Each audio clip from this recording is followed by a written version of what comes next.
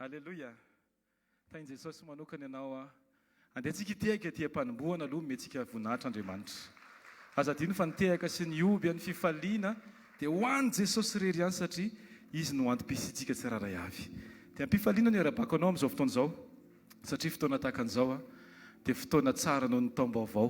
Amen. Isaky ny taom-baovao mety hoe bonane fotsiny fa tena fiadanana ny resahana eto androany. Fiadanana dia mateza noho ny firarintsoa. Satria ny firarintsoa dia hatreo amin'ny refiny fon'ny olona fa ny fiadanana dia araky ny habean'i Kristy ao anatsika tsiraray avy. Dia tononoko ny fiadanana ho anao manokana. Raha sitraka ao dia tonono ny fiadanan'ny tompo amin'ny olona akaikinao tenena izy hoe fiadanan'ny tompony aminao manokana. Ilay tsara indrindra izay efa vonina ho anao no iona aminao androany amin'ny anaran'i Jesosy. Alleluia. Tsara ny tompo satria hainy loatra mitondra ny fiainantsika tsiraray avy. Mety ny fitondrana. Tena mety ny fitondrana.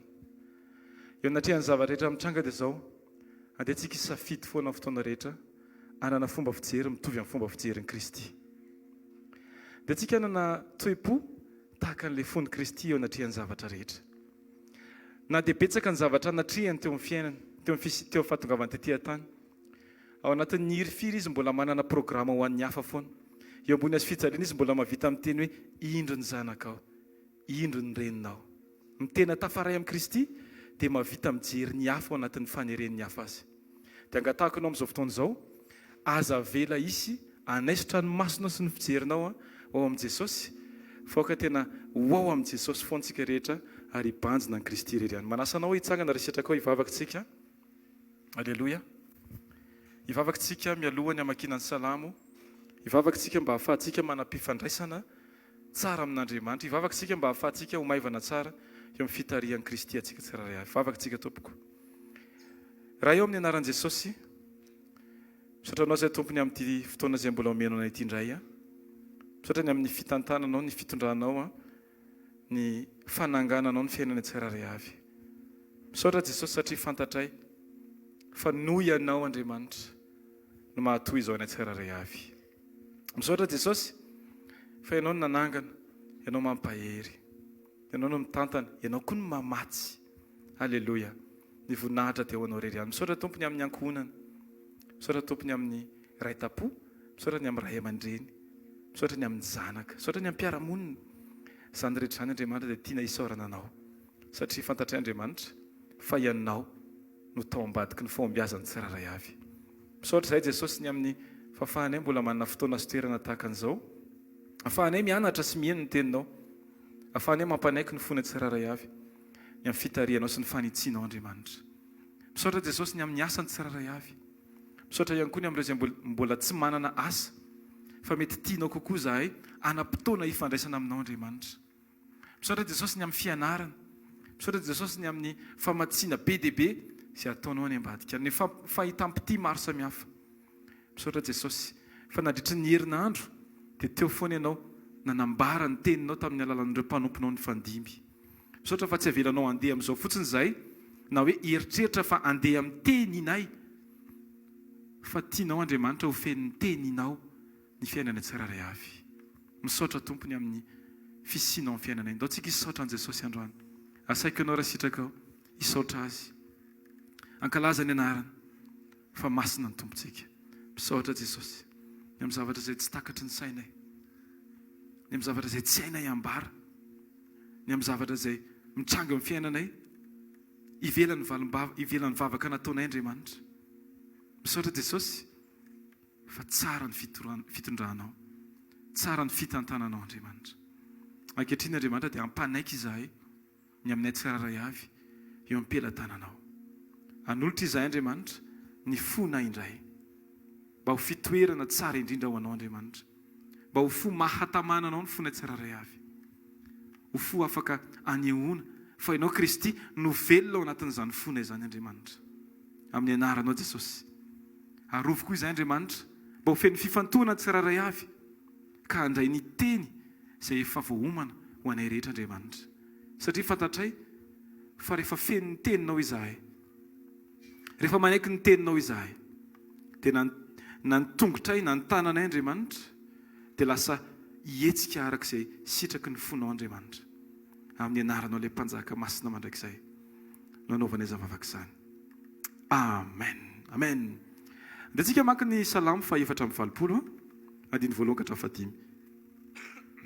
Salamo fa 4:20 andiny voalohany ka hatramin'ny 5. Anasako anao manokana isika rehetra hiaraka maka an'izany amin'ny anaran'i Jesosy Kristy manao hoe endreny hatsaran'ny tabernakelinao Jehova tompony maro. Marina sady vontona lelo ny kianjan'i Jehova ny fanahiko. Ny foko sy ny nofoko mioby an'Andriamanitra velona. Eny, ny tsikirito mahita trano, ny siditsidina mahita ny akany ho azy ametrahany zanany, dia ny altaranao Jehova tompony maro mpanjakako sy Andriamanitra.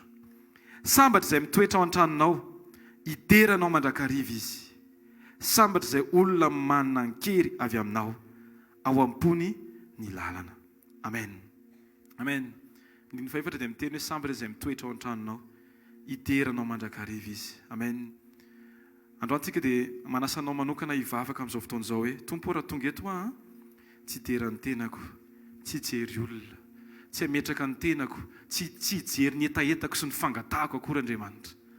Fa hitodika dia hamevonahitra ny anaranao Jesosy, satria anao nantom-pisiko mandrakizay. Asa ndato mivavaka ao ary tompo androany tonga eto Jesosy, tonga eto Andriamanitra, tsy hanatanteraka izay mety mahafinaritra anao hoe izay tiako na hoe programako ny tiako ataonao Andriamanitra, fa tonga eto Jesosy hampanaiky ny amiko rehetra, ny amin'izay fitondranao, ny amin'izay programanao sy fandaharanao Andriamanitra.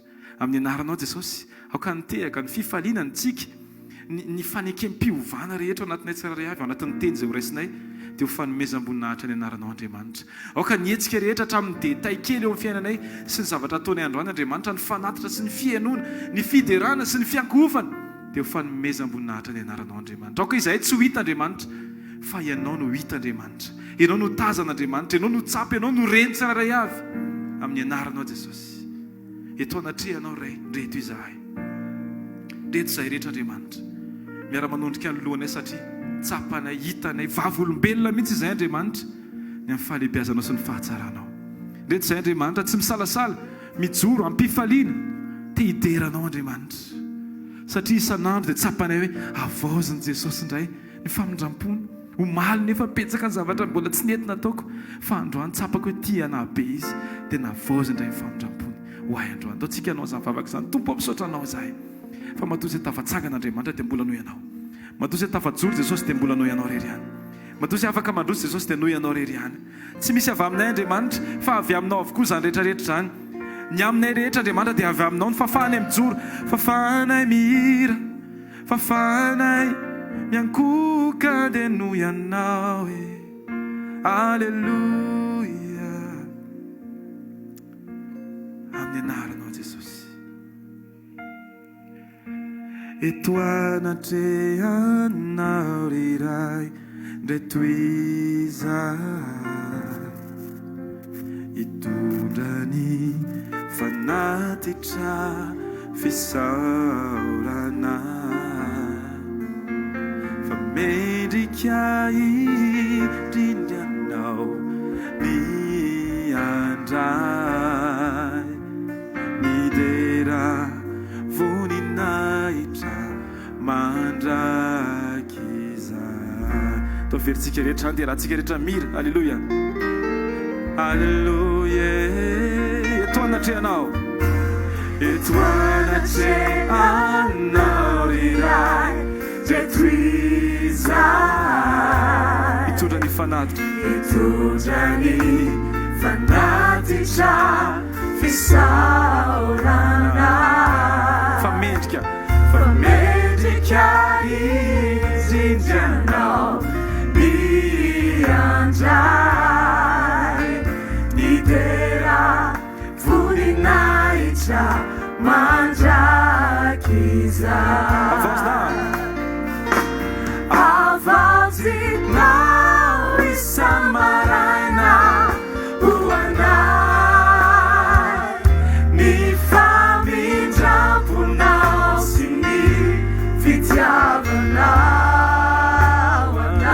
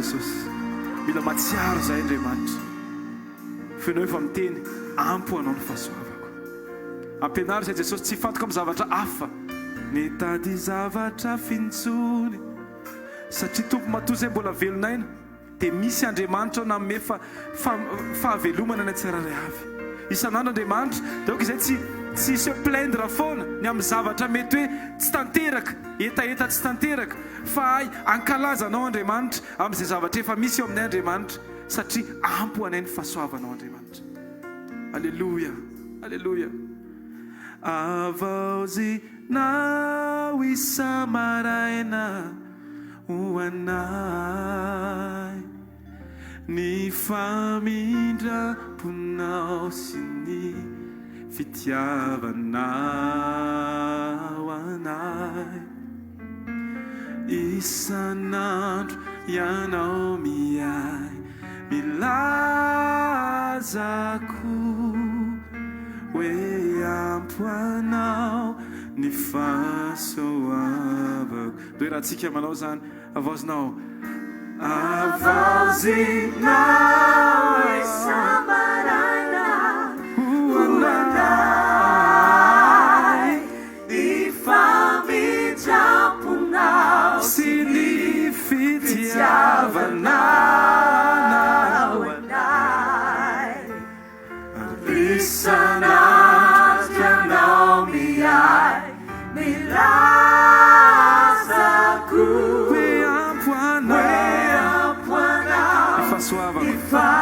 ifasoavako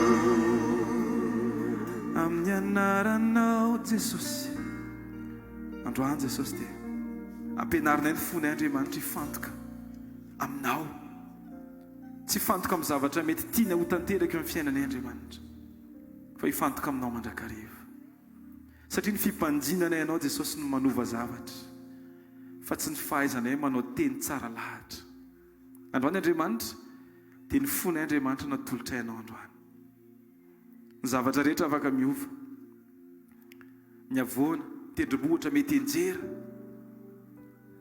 fa zao jesosy ianao foana andriamanitra no ho irairainay ny maha ianao anao andriamanitra ny fantohana tsiraray avy eo anatreha ny zavatra rehetra andriamanitra dia tsy iova ny fonay fa hifantoka aminao jesosy alleluia alleluia mety anjera ny avô fa izao mbola ijoro foana ny onieriny sandrina zao malala faty ayanao mety anjera mety anjera ny avô fa izao mbola ijoro foana nonieriny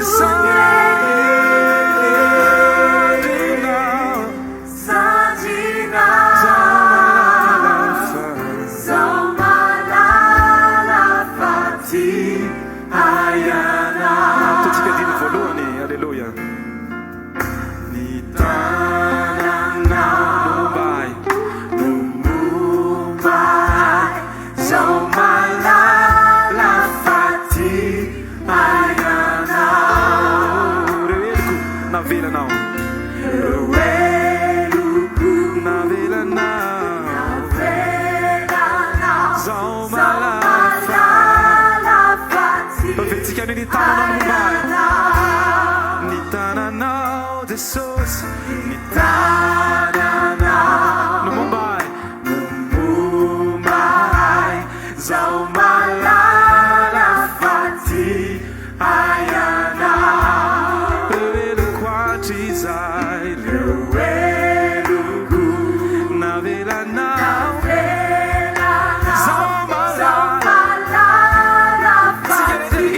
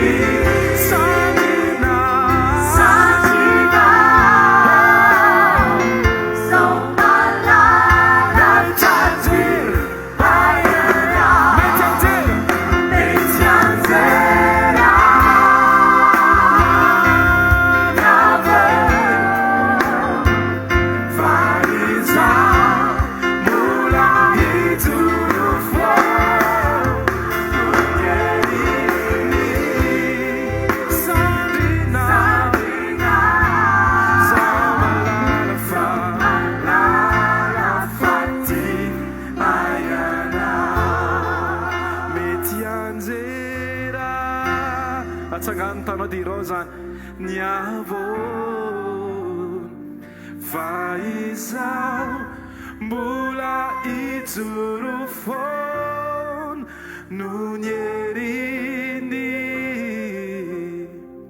sandinao zao malala fati ayanao mety anjera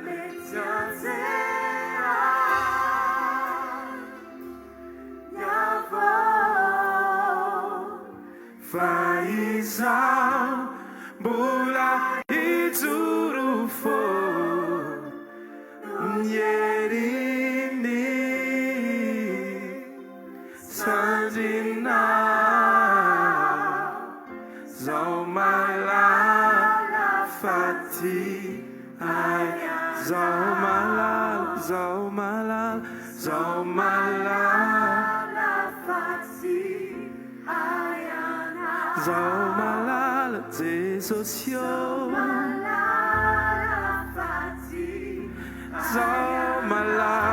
zao malala fa la fati ayana Jesus androany mandrondrika ny lohanay zahay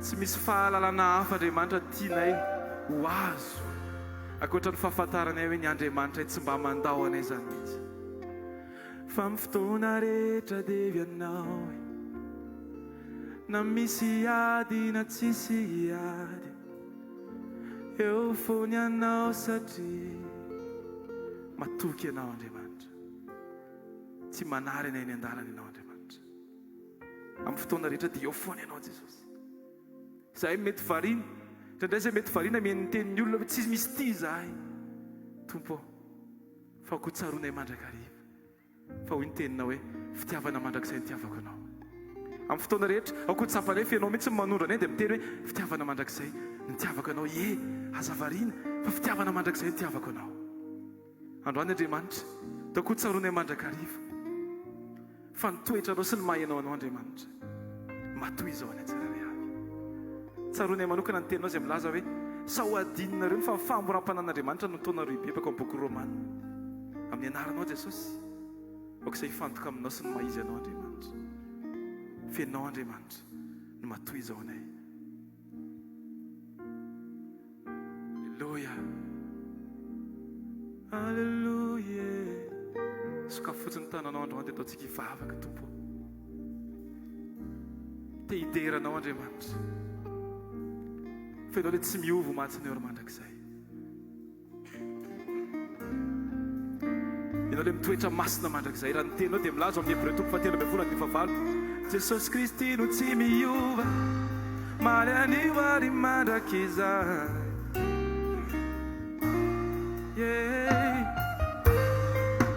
ianao lay tsy miova ianao lay mandrakizay Alleluia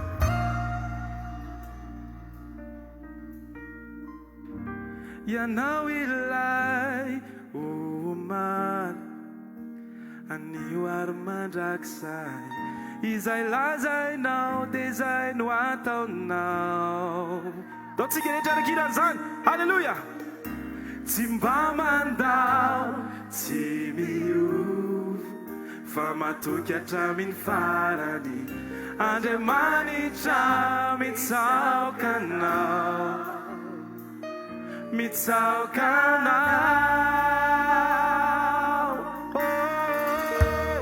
matoky loatra ianao tsy andahoany eny anao zany Jesosy matoky loatra tsy andisy fanantena no porofonao izany tamin'ny fiainako ka tsapako ankehitriny matoky loatra ianao tsy andahoany matoky loatra ianao tsy andahoany matoky loatra tsy andisy fanantena Kufunao zanta mi fiainako Katsapako ankehitriny Matoky loatra anao tsy andao Hallelujah anao tompo Fa masina indrindra ianaranao Jesosy Mivory anao tsy miovy anao Hallelujah Asanato tanao tenena tompo ianao matoy izay ay Sotra fantefony anao Sotra fantefony anao tsy miovy anao Ianao ilay umay Aniwal matasa Izay lazainao de zay no ataonao Tsy mba mandao ianao Tsy mba mandao Tsy miovy Fa matoky hatramy farany Andriamanitra mitsaoka anao Mitsaoka anao zare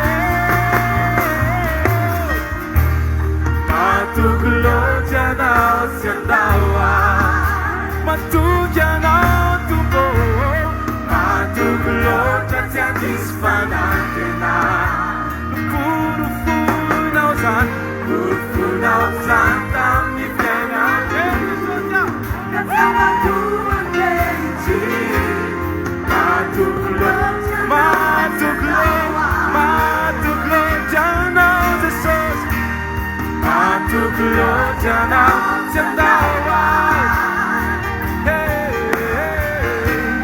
Matoky loatra tsy andisy fanantena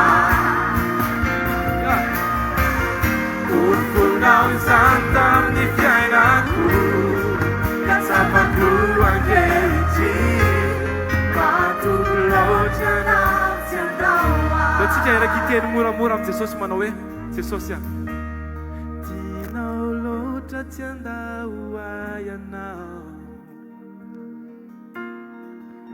Tsy amela ay amin'ny antsasadalana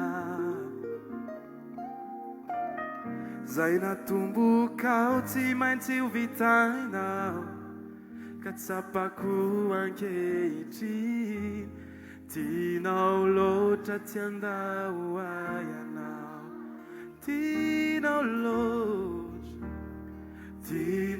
loatra tsy andao ianao Fantatro loatra ianao Jesosy fa tsy manary anay an-dalana zany Tsy anay ay amin'ny antsasadalana Zay natombokao tsy maintsy ho vitainao Katsapako ankehitriny Tianao loatra tsy andao ianao Hallelujah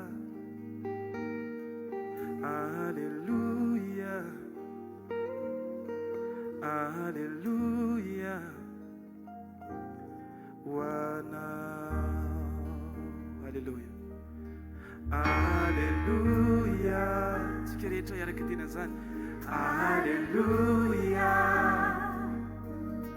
Hallelujah Dao velitsika anjano an Jesosy Hallelujah Hallelujah Hallelujah Hallelujah Hallelujah Anao Jesosy Lay mpanjaka anay Hallelujah Fiderana Hallelujah Fiderana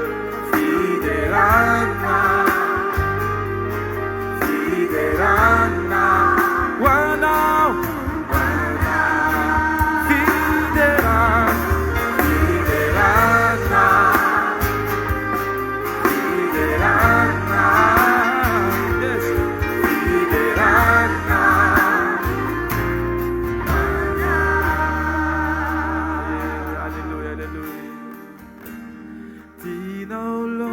tianda hoayanao tsy amela ay amin'ny antsasan-dalana zay natombokao tsy maintsy ho vitanao ka tsapako ankehitriny matoky loatra ianao matoky loatra ianao Jesosy matoky loatra ianao Jesosy fa teo foana ianao tamin'ny fotoana rehetra zay mety variny indraindray Jesosy fianao teo foana nijery anay nanangana ny fiainam-panahinay toananao fitiavan'izay Jesosy amin'ny fotoana mety mahavary indrinanay Andriamanitra dia indro ianao tazanay fa tahaka an'ireny ray aman-dreny miandry ny fiazakazahany zanan'ireny foana Andriamanitra fizahay indraindray no mitodika eny am-pandehanana fa tao anatin'izany Andriamanitra dia nitoetra ho marina mahatoky foana ianao fety fitiavana misaotra Jesosy fa tsy nanary ianao misaotra Jesosy fa vavolombelo zany ny fiainanay matoa izay mbola velonay nandroany dia satria noho ianao Andriamanitra isan'andro zay Jesosy mandainga amin'ny tenanay izay raha miteny hoe androany afaka tsy mivavaka efa namaky baiboly be amaly na efa mivavaka be amaly ny fadianina 3 andro dia ny 4e jour afaka manao izay tiany nofoko tsy Jesosy efa tsy tompon'ny tenanay intsony izay Andriamanitra efa anao tanteraka izahay na ny segonda na ny minitra eo amin'ny fiainanay Andriamanitra dia efa natolotra ianao Andriamanitra tsy hoe ny tenanay hita ety ivelany natolotra Andriamanitra fa ny any amin'ny tsy hita maso rehetra anay any ifetsemponay Andriamanitra efa nomena ianao efa natolotra ianao satria Jesosy amin'ny fotoana rehetra dia isan'andro atompo milanao isan'ora atompo milanao isa minitra isa segondra atompo milanao isan'andro zahay Jesosy milanao isan'andro atompo milanao isan'ora milanao isa minitra isa segondra atompo milanao ny fonisaiko ny fanaiko mandiri mafiana tsisy toerana takaruku eo mandirana eo ankakinao tumpo lumatsarai itoetra sirananaya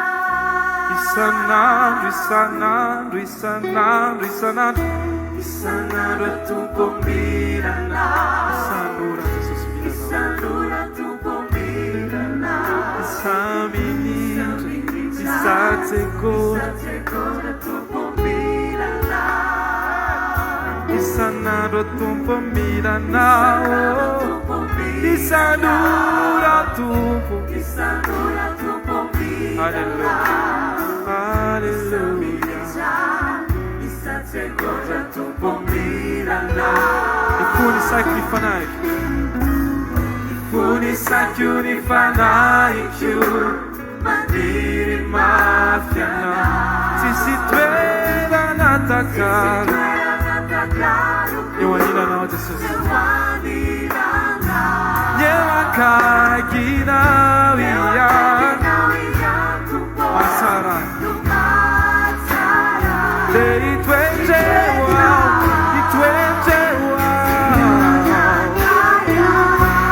oh mi funisai mi fanaiku mandiri mafiana sisi toerana takaruku eo anigana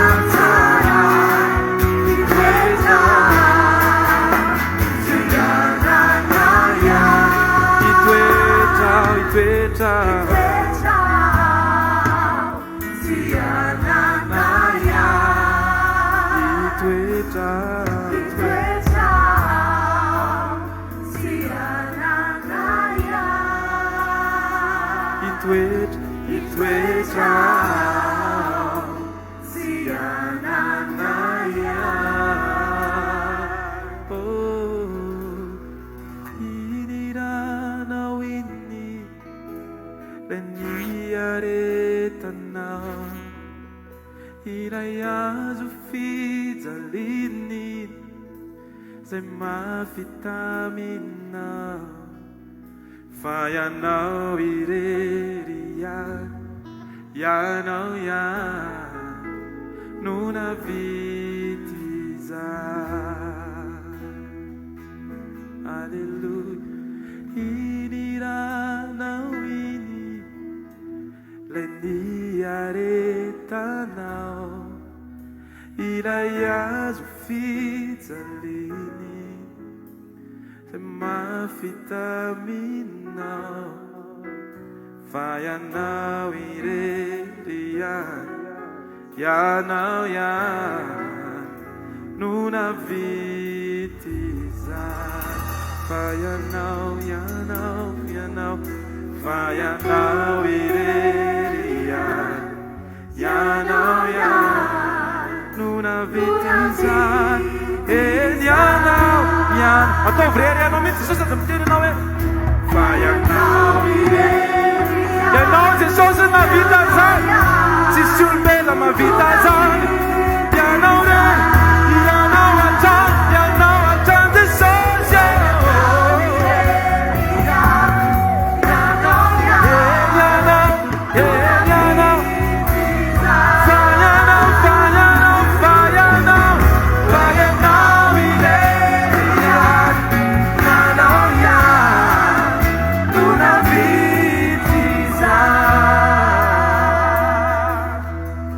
Tiaka mafy an Jesosy amin'izao fotoana izao. Asaika anao hiky aleluia mafy an Jesosy amin'izao fotoana izao. Asaika anao hiky mafy aleluia an Jesosy amin'izao fotoana izao. Asaika anao tiaka mafy an Jesosy amin'izao fotoana izao. Aleluia.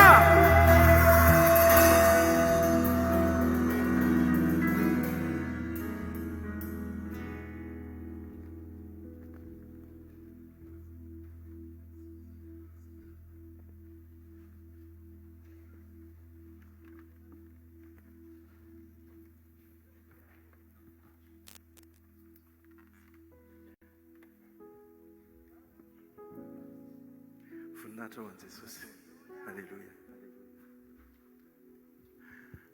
Tamin'ny latsinainy no namonjy sekoly dia izao zavatra nahagaga be hatramin'izay zany tena mba miezaka mitravy amin'ilay hoe fahadiova-po dia zavatra hafa be mihitsy ny henoko hoe ilay fahadiova-po mihoatra n'ilay hoe tsy tezitra amin'olona, tsy malahelo aman'olona, tsy misy zavatra mavesatra ao anatin'ny fo. Fa zao ny tenen'ny mpanompon'Andriamanitra hoe tena le sitrapon'Andriamanitra ny lasa ao anatin'ny fonao, lasa mameno ny fonao.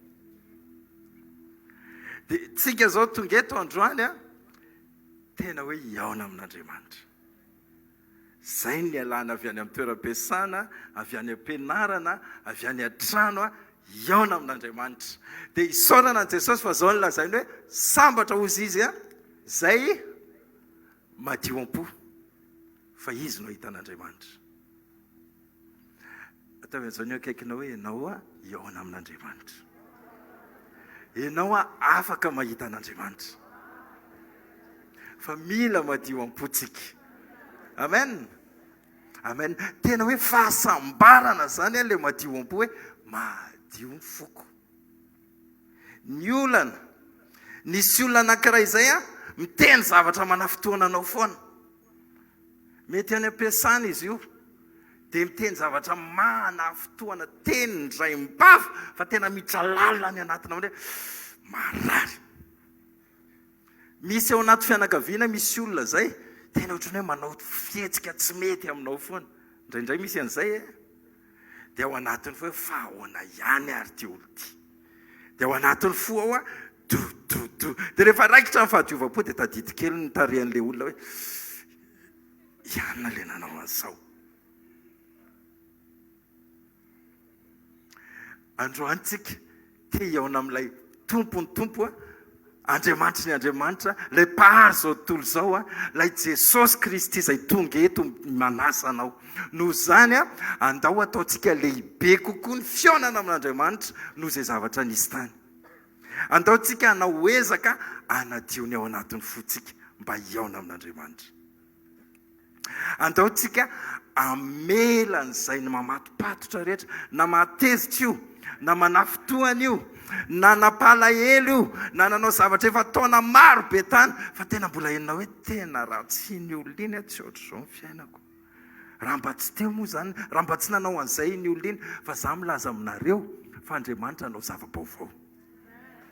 Zay ny tsy fikirantsika amin'ireny rehetrarehetra ireny, fa misy programa tsara androany. Kitio ny akaikinao, misy programa tsara androany hoe misy mety be aminao androany, misy tsy neritreretinao mihitsy fa ho ataon'Andriamanitra androany. Amen.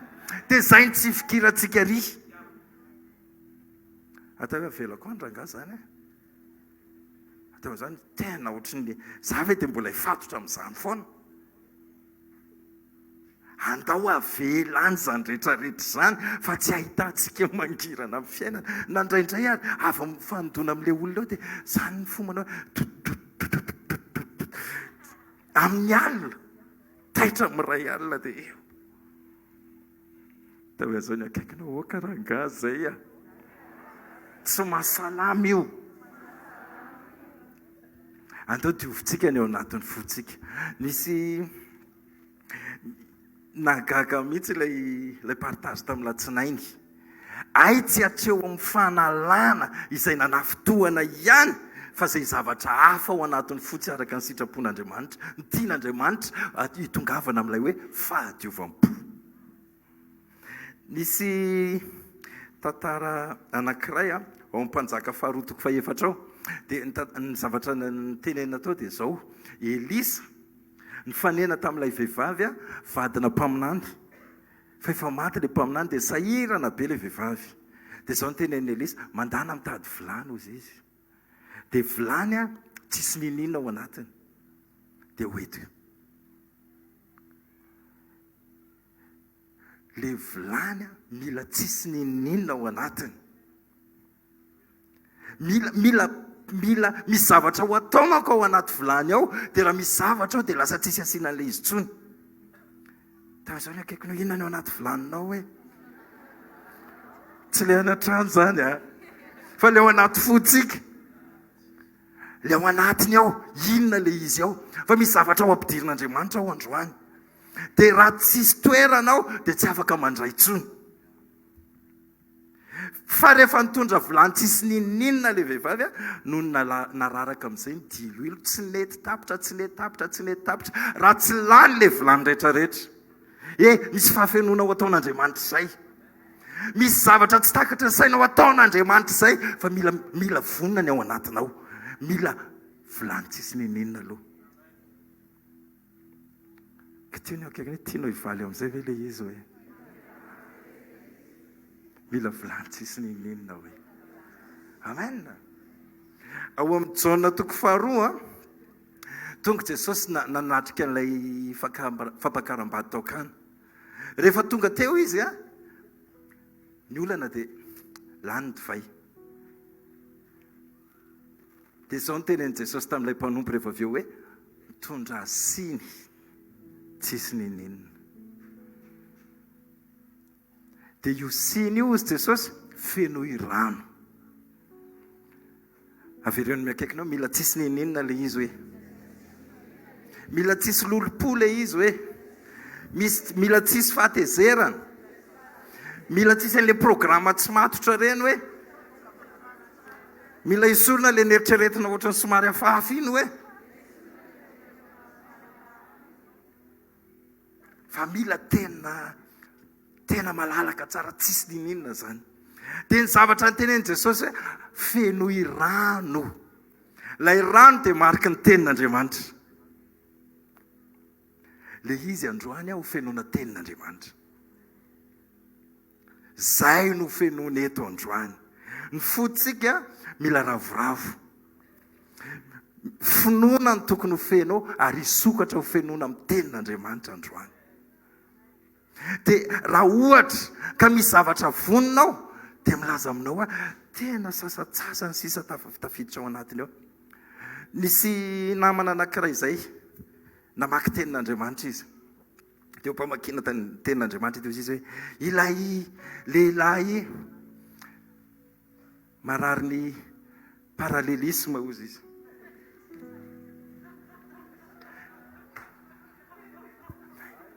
Mpamboatra tomobile be manko le rangahy dia manao réglagena parallelisme reny.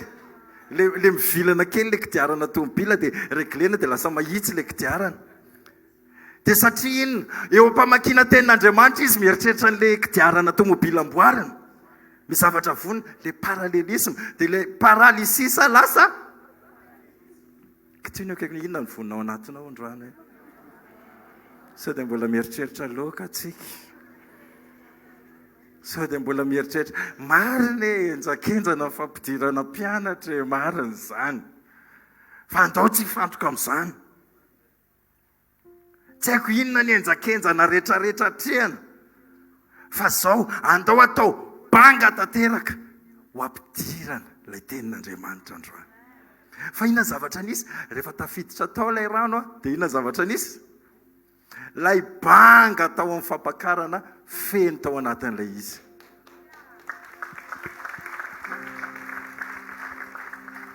Tianao hiasa amin'izay ve Andriamanitra? Dia efa te hiasa eo amin'ny fiainanao any Andriamanitra. Tena indraindray hoe tena ianona foana avy mitsoro vavolombelona dia ahoana zany? Sao dia mba efa vonona kosa ilay siny tao amin'ilay olona. Avelany hoe tsy ianona foana ny hijoro vavolombelona hoe fa za koa hijoro vavolombelona satria efa vonona ny siny androany. Amen. Na inona mety mibahana ny fiainanao a tsy izay no entintsika eto fa ndao ny fotsika tena vonona tanteraka andray izay lazain'Andriamanitra eto androany. Tena aza asiana heritreritra vonona mialoha, aza asiana fisaintsaina vonona mialoha. Raha iso amin'ny etaeta ny tenin'Andriamanitra, raha iso amin'ny fifaliana ny tenin'Andriamanitra, sokafy tanteraka ny ao anatintsika fa le teny tongetonge tsy ho an'ny nitsirindrinitsy e fa ho an'ny fotsika tsirairay avy. Amen. Dia andao tena ho raisitsika izay lazain'Andriamanitra androany a, tsy avelantsika hisy latsaka izay lazain'Andriamanitra androany fa ho fiainantsika manomboka androany. Tena indraindray a miteny ny mpanompon'Andriamanitra dia hoe tsy haiko na misy mieritreritra an'izany ny sasany. Za aloha nieritreritra an'izany taloha e. Hoe za hoe aiza kosa e, sao dia mba trop kosa izany. Fa tsy azo lazalazaina amin'olona moa izy fa menatra ko samy tonga eto ve dia hiteny an'izany. Dia zany ve? Inona ny dikan'izay? Satria ny sakana ny tato anatin'ny saiko hoe tsy vitan'Andriamanitra ilay izy. Satria nisy blocage tato anatin'ny saiko. Andriamanitra efa miteny fa zavatra rehetra hain'Andriamanitra tao. Androany zany a esory ao anatintsika ny tsy fanantenana, ny famoiza-po, ny izay endrika sakana rehetrarehetra fa aoka ho feno fanantenana ny ato anatintsika fa ilay tompo ny tompo sy mpanjaka ny mpanjaka no tonga eto amintsika.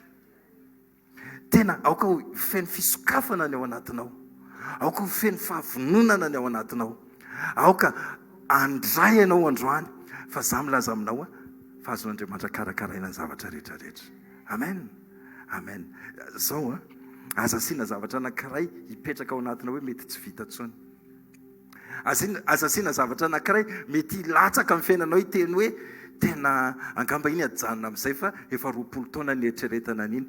Nefa jereo zao Zakaria tonga nanompo nanatrika amin'ny fotoana fa ny tao anatin'ny Zakaria efa tsy nieritreritra tsony any Jaona. Rehefa tonga amin'izay ny anjela nylaza mikasika any Jaona tsy vonona tsony Zakaria dia voatery mona aloha. Atao an'izao ny akaikina ianao tsy mona zany. Raha voalatsaka eto ny teny efa vonona ianao, efa andray ianao ary tonga dia miasa aminao ny teny. Amen. Andaontsika hitsangana ary andaontsika hitsangana dia angatao zany a tena ho siny anankiray tsisy ninina ny ao anatinao, vonona ho feno an'ilay rano a mba hanaovan'Andriamanitra ho divay vaovao indray. Asandrato mivavaka ray tsara indrindra amin'ny anaran'i Jesosy. Mila mila ny teninao zay, tena mila ny teninao zay. Miazakazaka ny rehetrarehetra maheno feo be deaibe zay, fa androany zay tonga eto mba hiaino ny teninao Jesosy. Mangataka amin'ny anaranao zay Tompo, ampio zay mba tsisy nininina tsony siny, fa tena siny vida tanteraka mba hilatsahany zay rano ho atao ao anatiny ao. Tena mila ny teninao zay androany. Alefaso ny teninao Tompo, alefaso ny teninao Tompo. Angataka amin'ny anaranao zay Jesosy, aza vela isy hivoaka nyty trano ty zay tsirairay avy, raha tsy feno ny afatra avy any an-danitra androany, tena andray ny teny avy any aminao Jesosy, hiaina ny teny avy any aminao manomboka izao fotoana izao, amin'ny anara maherin'i Jesosy Kristy. Fanamasinao ampio zay tsirairay avy, ampio zay tsirairay avy fanamasinao, amin'ny anara maherin'i Jesosy Kristy. Amen. Andahotsika hitehaka mafy be, andray ny tenin'Andriamanitra, raisitsika ao anatin'ny tehaka sy ny fifaliana ny tenin'Andriamanitra. Alleluia. Alohan'ny tenin'Andriamanitra dia misy zavatra kely tiako ampatsivina antsika. Eno ty famarinany ty Andriamanitra spesialista mahita lalana ao anaty sakana foana. Rano ny eo alohanao mahita tany maina izy. Rindrina ny eo anatrenao Jeriko manivaka izy. Inona ny entrenetiny saitsika? Varavarana fahagola azo sokafan'izany. Raha eto ianao androany hariva, tena raha eto ianao androany hariva, vonona nokatra ny fonao amin'ity takarivo ity, tsy banjina feo hafa koatra an'Andriamanitra. Aza fatra-pamaritra ny zavatra hitranga amin'ny zavatra hitany masonao, fa matoky le nitantana anao, fa natapina aza ny lalana avy any avaratra, na avy any andrefana io, ny avy any antsinanana io, manao lalana ny Andriamanitra io. Daontsika ity an-tanana mafy be ho an'Andriamanitra satria izy lahy mahery. Daontsika ity an-tanana mafy be azy. Halleluja.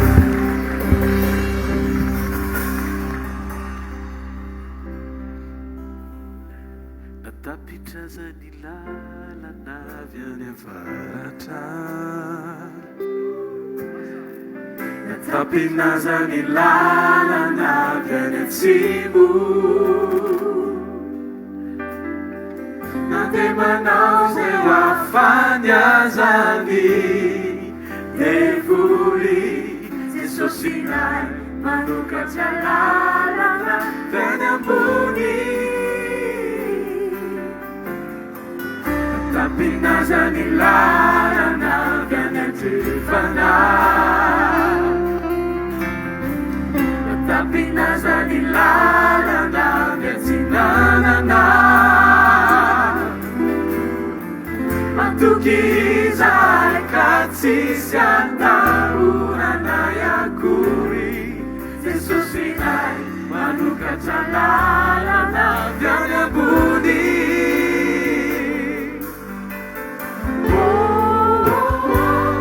He's like my head, he's like my gaga, he's like Pantaka Tukulie, Manapaifana, he's in Guatemala, Chami Face, and she's out, she's out of my gaga, see I got no.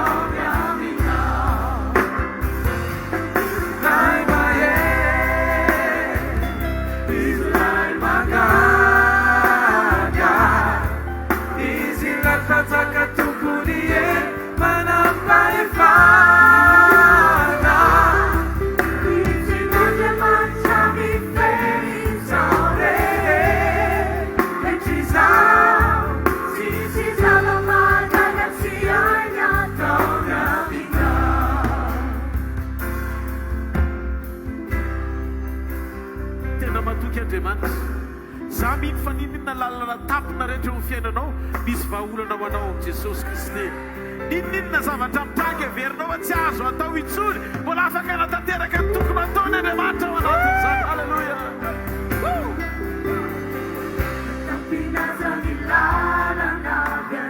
Ataovy tena confession le izy, tena zavatra tena anao ampinoana tsara.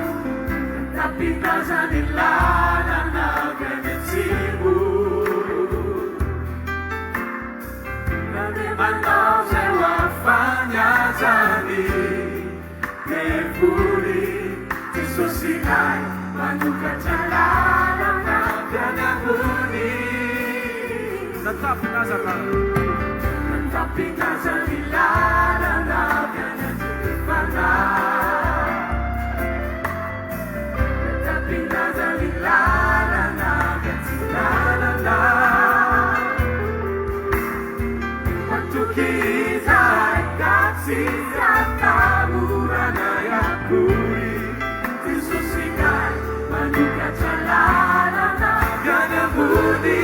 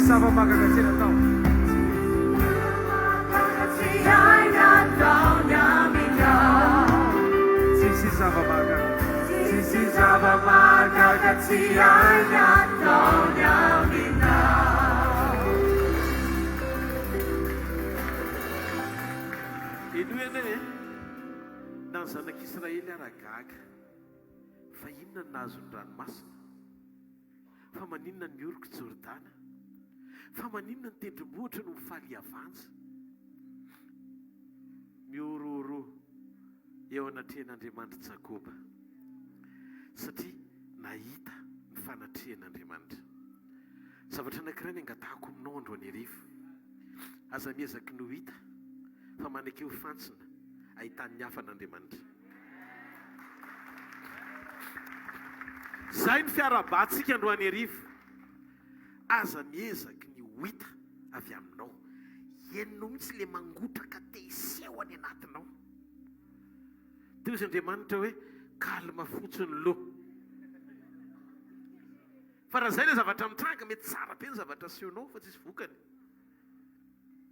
fa rehefa Andriamanitra no iseho eo manamaso ny ranomasina hita ny tendrombohitra mifaly avantsy ny zavatra nisakatsakana hiteny hoe mbeo lalana izy angadinonareo rehefa nambarany Davida mpanjaka ory varavarana fahagola tsy mahazo mikatony ianao fa tonga amin'ny mpanjaka amin'ny voninahitra hiditra eo dikan'izay na firy taona ianao na firy taona na manjato taona azy ianao no mikatona hatramin'izay rehefa manatrika ianao ny mpanjaka amin'ny voninahitra tsy maintsy misokatra ianao alleluia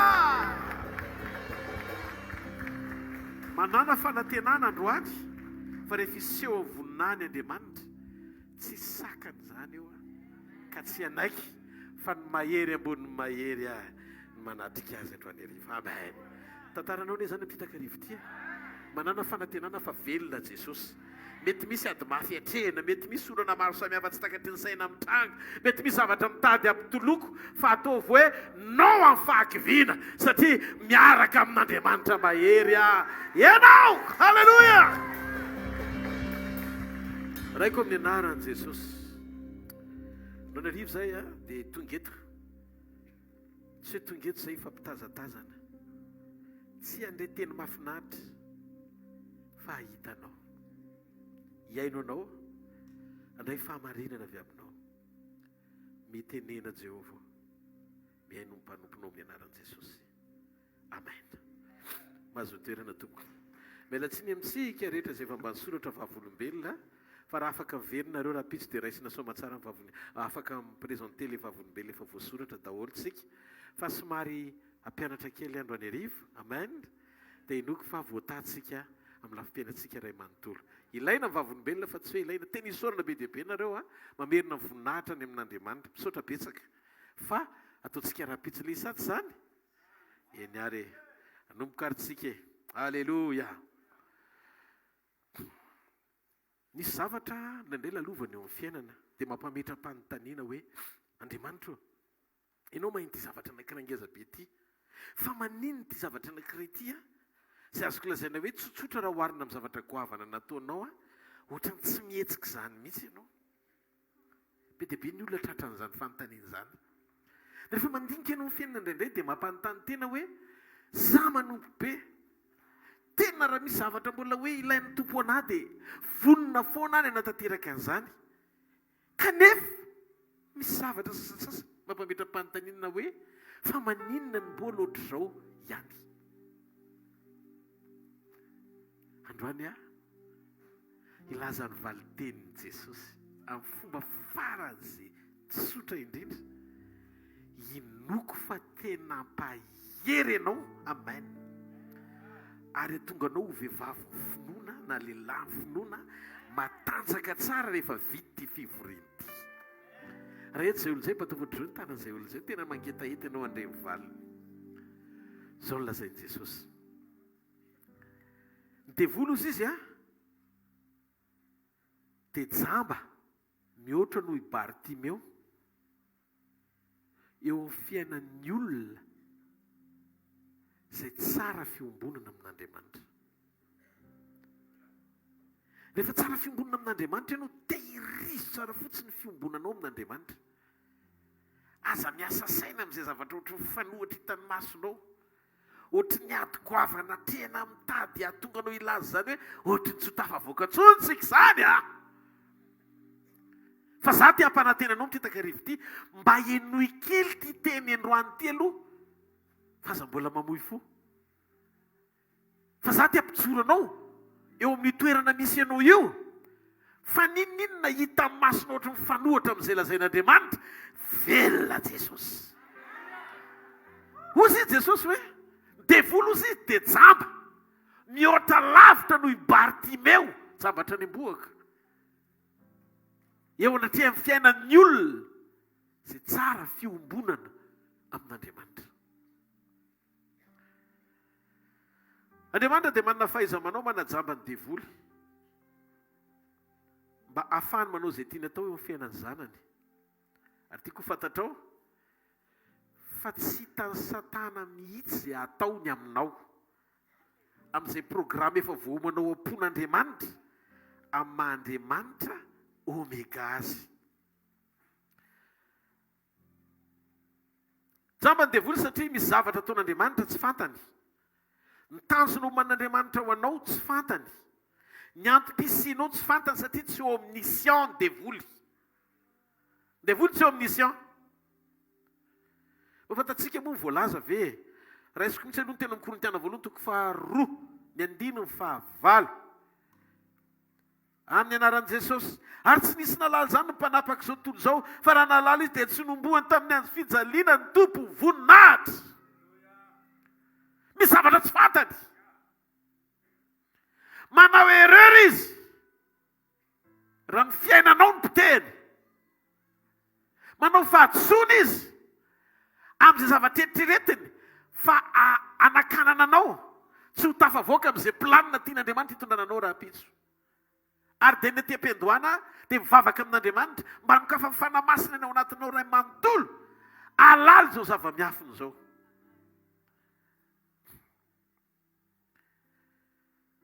Satria tsy omniscient devoly dia misy zavatra ataon'Andriamanitra tsy azo mihitsy, tsy takany mihitsy ilay izy. Andriamanitra dia miandry antsika hiombona tsara aminy. Rehefa miombona tsara aminy ianao, tafatoetra tsara amin'ny sitrapony fotsiny, mifamatotram-po aminy zasy ianao. Zay fotsiny ka tafapetraka tsara inona ny tafapetraka tsara? Ny tena fatokiana sy fifampatokisana misy eo aminao sy Andriamanitra. Satria ianao hisafidy ny toetra eo amin'ny sitrapony foana, ninona zavatra mitranga. Dia za to eteny aminao, zay lanjan'izay firaisana sy fifampatokisana misy eo aminareo mianak'izay no ahatonga anao tsy ho raraka. Ninona inona zavatra lalovanao eo amin'ny fiainana dia azo antoka fa tsy maintsy ho tafavoaka amin'ny fiafaranao. Tsika tsy natao hiasa saina sy fantoka amin'izay zavatra rehetra mandalo hitan'ny masontsika izany. Ninona zavatra ohatry ny manohatra antsika zavatra mitranga na miovaova hitan'ny masonao io dia zao miangavy ianao azono ny fifantohanao amin'Andriamanitra. Misafidiana ny tia azy fotsiny, iombona aminy tsara, anome voninahitra azy, azono mafy ny fanekena, mitoera tsara amin'ny sitrapony, azono ny fiainana mandrakizay.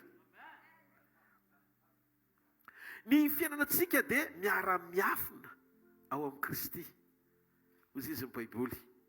Miara-miafina ao amin'ny Kristy tsika. Ny ankoatr'izay, tsisy ninona antoanao fa n'Andriamanitra daholo. Rehefa tanteraka ao am-pontsika ny fatokinan'Andriamanitra, ny fitoerana eo amin'ny tenin'Andriamanitra, ny fanomezan-danja ny sitrapony ho ambony lavitra ny zavatra rehetra manohatra antsika, dia izao ny zavatra tsy maintsy hitranga. Ny zavatra rehetra, na tsara io, na ratsy io hitan'ny masonao, dia hiara-iasa soa rehefa tian'Andriamanitra fotsiny ianao. Hiara-iasa soa, tsy mikajy ny zavatra rehetra. Misy sekrety tena natoron'ny tompo tena zao hoe fantatro fa tsy ho tafapetraka amin'io seza io ianao rehefa avy eo. Satria ho atoroko anao mihitsy ilay planina nanomboka hatrany amin'ny Genesis ka hatrany amin'ny Apokalipsy izay ho ampon'Andriamanitra ho anao io amazanany ianao. Jesosy ny teny raha miray amiko fotsiny ianao ka mitoetra ao anatinao ny teniko dia angatao izay tianao na inona fa ho azonao. Rehefa tsara communion tsika dia tadidio ny fahatsaran'izay fiombonan'izay misy eo amintsika sy Andriamanitra dia tonga antsika tsy iontsona amin'izay zavatra mitranga rehetra hita maso. Satria fantatsika fa tsy natao hisy fiantraikany eo amin'ny fiainantsika izay zavatra rehetra tsy ao anatin'ny programa an'Andriamanitra ho antsika. Fiarahantsika amin'Andriamanitra ny zavatra rehetra amintsika.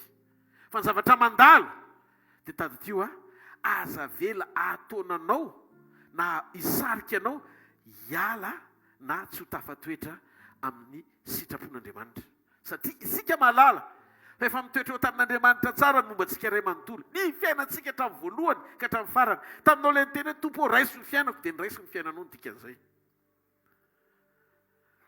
Hitako ato anaty Baiboly ry havana fa nitoetra feno tahotra sy orooro ary be fanahiana dia vokatry ny toetra tsy eo amin'ny sitrapon'Andriamanitra. Rehefa tsy eo amin'ny sitrapon'Andriamanitra ny olona dia lasa manan-tahotra, ny loza ny fiadanana. Ny seza fiandrianan'ny fitsarana dia miorina ao amin'ny fahalalanao sy fitoeranao amin'ny volontén'Andriamanitra na ny sitrapon'Andriamanitra. Raha mandinitsika Deutéronomie 20:20 dia eo misy an'ilay ozina sy fitahiana. Dia hitantsika ny zavatra mitranga ao amin'ny Deutéronomie 20:20 ny 2:20 ao. Izao ny zavatra mitranga ao. Ampandehan'i Jehovah aminao ny osonao izy dia orory sy fampitahorana amin'izay rehetra ataon'ny tananao, mandra-paharinganao sy mandra-pahalaninao faingana noho ny ara-tsininy nataonao tamin'ny nahafoizanao n'Andriamanitra. Ny olona izany rehefa mahafoy n'Andriamanitra dia tsy manana pisy izany, tsisy fiadanana izany ao anatiny na kely aza. Ny olona rehefa niteny kosa izy Andriamanitra ny tsy tandremanao ka tsy manao sitrapoka ianao dia voaozonao azy ianao. Dikan'izay mila fantatsika tsara fa ny devoly dia atreo amin'ireo zavatra hita maso ireo ihany izy miasa. Misarika anao izy eo amin'ny nofo satria eo no nandreseny anao. Izay no nahavoazana any Adama hatramin'ny voalohany. Fa raha vitanao no mifehy ny ainao manjerinao tsy hibanjina afa-tsy Jesosy dia ho very hevitra amin'ny fahavalo satria manomboka ho ampiasain'Andriamanitra ny zavatra rehetra ho fantsona tsara hanosika anao any amin'ny anjara voatendry na tsy fantatrao azy izany. Ianao tsy mahalala ny devoly mieritreritra hoe mahomby izy amin'ny zavatra ataony fa Andriamanitra efa mikajy mialoha amin'ny fotoana andehananao rehefa tonga olona araka ny sitrapony ianao hoe ny fiafarany io zavatra mitranga rehetra io dia izao tsy maintsy any amin'izay tiako sy nampahafantariko ianao hatramin'ny voalohany ihany. Nahoana? Nandraitsika mieritreritra hoe mamenatra izany ny zavatra mitranga, ny fotoanao alaim-baraka izany. Kanefa tiako ho fantatrao fa misy fanandratana miafina ao ambadika eo. Andriamanitra dia manana fahaiza manao manajamba amin'ny fahavalo foana. Ary izy dia mametraka ny programany tsy ho fantatry ny fahavalo fa nitehiriziny ao am-pony ho anao zanany io.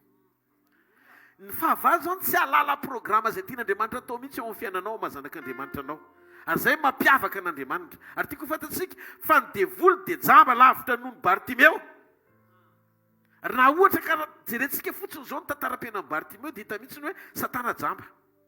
Mbola jamba lavitra izy no favoazan'ny Bartimeo hita maso. Rehefa jerentsika anie ao amin'ny Genesis 3 hoe Andriamanitra tsy nanozona ny olona izany. Vakio tsara. Tany sy menarana no nozon'Andriamanitra. Nanozona ny tany izy dia nanozona ny menarana izy. Fa ny olona tsy nozoniny. Andriamanitra namorona ady koa. Io ady io ao amin'ny Genesis 3 tsy hoe ady avy amin'ny Satana noerana ny olona fa ady ny foronon'Andriamanitra entre ny olona sy Satana.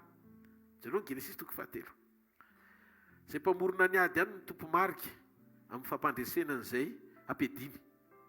Satria izy no arbitra. Genesis 3 dia jerentsika amin'ny andininy 15 amin'ny anaran'i Jesosy. Dia ampirafesiko ianao sy ny vehivavy izy tamin'ilay menarana ary ny tanàna. Ampirafesiko zany ampirafy ianareo. Atonga anareo pirafy. Iza nampiady zany? Tsy Andriamanitra. Ho ampirafesiko ianao sy ny vehivavy ary ny taranakao sy ny taranany. Iza noritoro ny lohanao ary ianao kosa noritoro ny ombelantongony. Dia andao amin'izay tsika eritreritra. Andriamanitra namorona ady tamin'ny devoly. Ary efa nanao meloa izy lalam-pandresena ao anatin'izany ady zany. Tamin'izay fotoana izay, tamin'io fotoana io Andriamanitra dia nametraka ny tena ohatry ny hoe arbitra izy, mpitsara ny ady. Ary izy mijery ny ady eo ambony kianja. Dia tiako ho fantatrao fa rehefa momba anao ny arbitra, dia afaka miteny izy hoe baolina touche ery amin'ny sisiny ery tokony ho atsipy no apetraka amin'ny pénalité dia tifirinao. Rehefa mikorika izy zay no navoaka ny arbitra dia tsy maintsy manaiky ny ambony terrain. Rehefa rava ny lanonana amin'ny fandresena anao fa izay kotony eo vidiny. Andriamanitra eto ny teny mbola tsy raikitra akory ny ady dia efa izy ny nametraka hoe zao ny zavatra hitranga ao anatin'io ady io. Ho ampirafesiko izy maintsy an'ilay menarana. Ianao sy ny vehivavy ny taranakao sy ny taranany. Ny taranaky ny vehivavy anoritoro ny lohanao fa ianao kosa anoritoro ny ombelantongony. Ady natsangan'Andriamanitra ilay izy. Tsy ady nitranga ho azy fa Andriamanitra ny nampisy an'io ady io. Dia izy tsara Andriamanitra rehefa niteny momba an'izany izy hoe ny taranaky ny vehivavy no anitsaka ny lohany menarana. Tsy niteny izy hoe anitsaka ny loaliky ny menarana na laferany na tanany na tongony fa anitsaka ny lohany. Midiky fa zay tsy nitsahany afaka mihetsika. Fa ny dega any amin'izay nitsahany. Lasa aloha. Eno tsara. Andriamanitra ny teny ho ampirafesiko ianao sy ny vehivavy ary ny taranakao sy ny taranany. Izy anoritoro ny lohanao maintsy ny Satana ary ianao kosa anoritoro ny ombelantongony. Rehefa raikitra zany ny ady dia efa hitan'Andriamanitra le point amelezanao an'ny Satana satria ianao anoritoro ny lohany amin'ny mahazanak'Andriamanitra anao. Ataovy amen. Ary izy tsy mihoatra ny ombelantongotro. Efa mipetraka zany mazava le ady. Inona ny tian'Andriamanitra ho tenenina? Andriamanitra tsy niteny hoe anoritoro ny tanany sy ny tongony noho izany mahazo miasa ireo. Zay mahatonga anao mahita ny asan'ny devoly manakorotana, manafika sy manohatra mandrakandroany satria mbola tsy torotoro ny tanany sy ny tongony. Fa ny zavatra misy voalaza lohany nasain'Andriamanitra hitsahana sy torotoroana. Ary tiako ny milaza aminareo, ianao mifanandrina amin'ny fahavalo efa voahitsaka sy torotoro ny lohany. Dia sainy hoe manatanana izy sy manatongotra. mahatiako no milaza aminao fa eo amin'ny loha no misy maso. Noho izany fahavalo efa tsy manana vision le mifanandrina aminao fa efa torotoro ny lohany.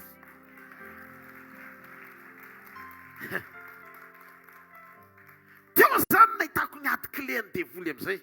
Ahoana ary Jesosy? Inona no tiana olazaina ao anatin'ity révélation ty? Mba hazava kokoa amin'izay le hoe fahajambana mihoatra no Bartimeo jamba. Ny ananan'ny Satana. Ho an'ny olona zay manaiky hitahiry ny fiombonany amin'Andriamanitra. Jerentsika lehilahy anankiray tao anaty Baiboly. Josefa ny anarany. Niditra tsetry io fahavalo potika io ny lohany. Fa miatsika ny tanany sy ny tongony. Nampiasa an'izay azony ampiasaina tao amin'ny ankonan'ny Jakoba. Ny zanaky Jakoba rehetra nanohitra ny Josefa rery. Inona ny fitaovana nampiasain'ny devoly? Le fananany hatramin'izay ihany raha fialonana. Befy.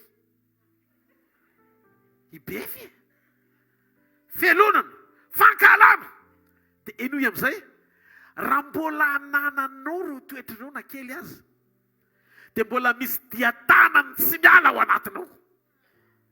Satria tsy sarin'Andriamanitra mihitsy ireo. Tsy sary avy amin'ny Jesosy ireo. Fa ireo ny sary efa netiny hatramin'izay. Niodina ny tany an-danitra. Ary ampidiriny ao anatin'ny olona izay manaiky ho fantsona sy fitaovana azo ny ampiasaina. Io tsisy resaka hoe mpanompon'Andriamanitra ianao na arikibishopa ianao, na bishopa ianao, na apôstôly ianao, na paster ianao, na evangelista ianao. Fa raha mbola ao anatinao raha fialonana sy raha fahakalana, mbola manana anjara ao anatinao ny tompon'izany. Nampiasainy lalàny Josefa. Nakalan'i Josefa ireo nialina azy. Izany hoe raha diky, nietsika ny tongotra an-tanan'ilay devoly jamba, fa voahoso ny lohany. Navarony tamin'ny Midianita Josefa. Ohatra ny hoe naomby zany izy, latsy Josefa voavarotra. Avy eo navarotry ilay Midianita tamin'ny Ismaelita, tonga tao amin'ny Potifara. Dia rehefa nendrika endrena, tsy tantaran Josefa lava be, fa rehefa nendrika endrena ny vadin'ny Potifara izy fanandry taminy nefa tsy nanao an'izany. Dia nampidirina aponja tao anatin'ny fanendrikendrehana. Fa ny zavatra mitranga nefa ny fiafaran'ny fiainany tonga tao amin'ny palais izy. Ary zao niona tamin'ny Farao izy. Ary rehefa avy niona tamin'ny Farao izy dia lasa vice-président izy na premier ministre. Dia inona ny zavatra tiany Baiboly tenenina? Le fankalana sy fialonana, le fanendrikendrehana, lasa lalana ny fakahitany Josefa nanosika azy ho any amin'ny anjara voatendriny. Mba fantatrareo, lasa miara-miasa mahasoa le fangiriforiana sy fanoherana tao atokantrano ny ainan'i Josefa, ho lalana misokatra mitondra azy ho any amin'ny anjara voatendriny. Na dia mafy aza ny netrehany an'izany tao atokantrano. Tsy moro zany. Misy zavatra mitranga indraindray tsy hainao azavaina fa mangirifiry ao amin'ilay tokantrano misy ianao. Fa Andriamanitra te ilaza aminao fotsiny. Atsarao ny fiombonanao amiko. Aza vela horaraka le communion Josefa sy Joséphine. Fa io adversera manohatra anao io, ampiasaiko ny tanany sy ny tongony matotsy nasaiko ny itsahanao. Fa misy zavatra tsy eo amin'ny décision anao, tsy vita mifanapaka-hevitra ao ny ala ho tokantrano ny rainao satria papa mizaha ao, papa mividy akanjo, papa mamakanina.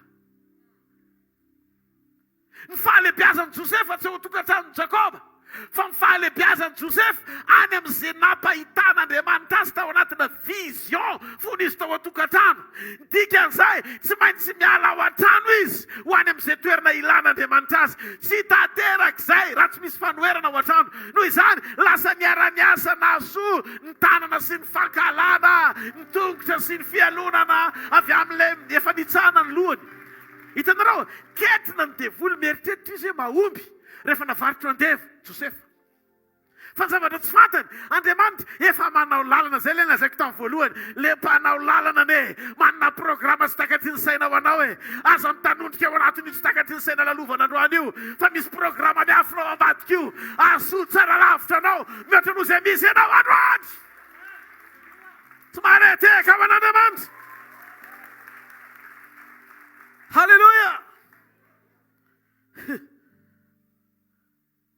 inona ny zavatra nitranga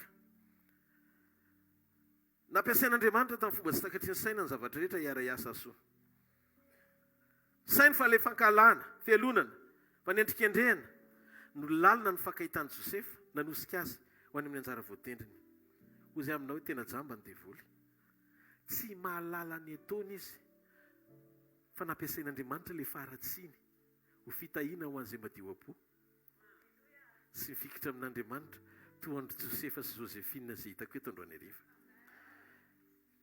ny fankalana sy fialonan'ny rahalahiny any Josefa nanokatra autoroute mitondra azy ho any amin'ny anjara voatendriny mbarako amin'ny anaran'i Jesosy fa natohina fankalana sy toerana mety hoe amaritany fahavalo hoe eo ny avoanao dia eo amin'ny toerana io Andriamanitra no anandratra anao amin'ny fomba tsy takatry ny saina io ohatra mipozina falalam-baraka fanendrikendrena teny tsy hay tsisy zavatra tsy atao aminao fa Andriamanitra madika andreny ho lalana manokatra anao ho any amin'ny anjara tsara lavitra satria ny zavatra rehetra dia miara-miasa azo zay tia an'Andriamanitra. Ndao tsika hiverina kely amin'ny nofon'i Josefa. Tao amin'ny nofon'i Josefa koa nazahoako révélation anankiray. Tsy tena mahazatra loatra izy ity. Fa rehefa tena mandalina Baibolina dia fantatra hoe misy mitombona ihany ilay zavatra tiako zaraina ao anatin'ilay fahamarinana tian'Andriamanitra ho avohitra na koa atao hoe révélation. Verintsika amin'ny nofon'i Josefa tany Kanana. Kanana aloha zany ilay toerana nanofisany tao an-trano ny raisiny reniny. Fomba rainy izy dia tao an-trano no fony tantaran'ilay nofy. Genesis 7:30-10 io Kanana io dia tany efitra. Noho izany tsy dia hitana zava-maitso, tsy hitana orana, tsisy rano be ilay Kanana aloha tamin'io fotoana io. Zao nefa le nofy nomenan'i Josefa dia vary sy tany maitso maneho fahavokarana. Noho izany zany raha nanofy Josefa dia tokony eo amin'ilay tontolo nisy azy ihany no nasehon'Andriamanitra azy ohatrany hoe tany maina be teo amin'ny toerana tena hoe faran'izay maina no mandrivotra no mafana. Toerana misy misy vokatra, misy vary. Zay le rêve. Noho izany tsy Kanana io toerana io fa firenen-kafa. Josefa tsy nahalala fefa nasehon'Andriamanitra mialohan'i Josefa le Egypta feno vary ho gereny rapiso ho tantanany rapiso. Andriamanitra koa nanao tamin'i Josefa zany io toerana izay tiany hitondrana azy io na dia tsy fantatry Josefa aza hoe aiza le izy. Ireo zany tsisy nahalala mihitsy hoe aiza io toerana io fa neritreretiny hoe fanoharana tsotra fotsiny interpréteny azy arak'izay nalalany Jacob ny interprétation le rêve tiany izarana an'le izy tamin'io fotoana io. Rehefa nitantarandre le nofy dia mbola nialina sy nankala azy ihany ny rahalahiny. Dia zao ny zavatra nitranga. Fa dia tsy mba manan-javatra koatra ny fankalana sy fialonana mihitsy hoe ty devoly ty ho ampiasaina. Fa maninona raha ohatra ka mba tsy nanaiko ampiasainy devoly koa ny rahalahiny. Fa rehefa mandinika ianao nefa ny amin'ny fiafaran'ilay tantara amin'ny fiarahan'i Josefa amin'Andriamanitra dia tena isorana an'Andriamanitra mihitsy any rehefa mifarana amin'ny filmany hoe sofa nisy fankalana, sofa voaboty, sofa voadaka, sofa nisokatra ny lalana, sofa nisy an'izao. Le fahasoavana be dia be tao anatin'ilay ady natrehany tao amin'ny rahalahiny, tao an-tokantranony. Navadika Andriamanitra ho fandresena sy hanomezana voninahitra ny anarany any amin'ny firenena izay tsy azy. Izay efa nampahitan'Andriamanitra azy meloa fa izy tsy nahalala hoe any Egypta io toerana misy vary io. Daso. Misy fotoan'Andriamanitra miteny zavatra tsy azontsika amin'ny fotoana itenenany. Fa misy fotoan'Andriamanitra mijoro any aparany mampahiratra ny masika ahalala amin'ny fitondrany amin'izay zavatra tiany ho tanterahany eo amin'ny fiainantsika na tsy takatry ny saintsika ary zany teny am-pendohana. Zay mahatonga antsika tsy be fanontaniana na mora kivy eny an-dalana. Misy zavatra mifanohitra, zavatra tsy tianao, zavatra tsy tiany Josefa zany hoe mpiray tampo, ray dada, ray mama aminao, mankahala sy mialina anao. Mafy be zany. Tsy mahafinaritra zany, ohatry ny enfera kely le tao ohatrany hoe any amin'ny elo kely zany le fiainany zareo raha vakiana le tantara ohatrany hoe fa inona koa ary toy ny ankonana tena tsy tsongoloka tsy fantatra hoe ny lohany sy ny vodiny sy ny sainy sy ny fieritreretany fa izy ray tranao fandaka sy ny fanao savata fa mpialina azy nareo ve tiako tenenina fa zao tsy nampaninana n'Andriamanitra ny fisian'le fikororoan'ny satana n'le ankonana fa ny programan'Andriamanitra ao am-pony amoaka an'io ankonana io ho tsara lavitra no izay entan'ny olona maso azy. Zay ny atao hoe grasy na fahasoavana tsy marety eka ao an'Andriamanitra. Le fijeren'Andriamanitra ianao eo amin'le toerana misy ianao androany. Ny fidianany sy ananganany ianao hikajino ny fiafaranao tsy sy dirany amin'ny nanomboanao mihitsy. Mety misy fanoerana eny an-dalana, mety misy zavatra tsy mahafinaritra eny an-dalana, fa manaova glory, halleluja, omeo voninahitra Andriamanitra, mety tsy takatry ny sainao ilay izy, fa asany rato ny feonao, miangovy eo anatreny Andriamanitra, dia hirizo ny fifantohanao, matokihana Andriamanitra, miombona amin'Andriamanitra, aza manary fahamarinana izany, aza manary fahamasinana izany, aza ajoroy ao anatin'ny fonao ho fantatr'Andriamanitra fa miaraka aminy ianao. Fa mbola izy no Andriamanitra, aza matahotra fa hiara-hiasa soa io. Ary ny tompon'ny teny farany tsy zavatra lalovanao androany fa izay nolazain'Andriamanitra aminao ihany. Tsy mahareteka ho an'Andriamanitra. Halleluja.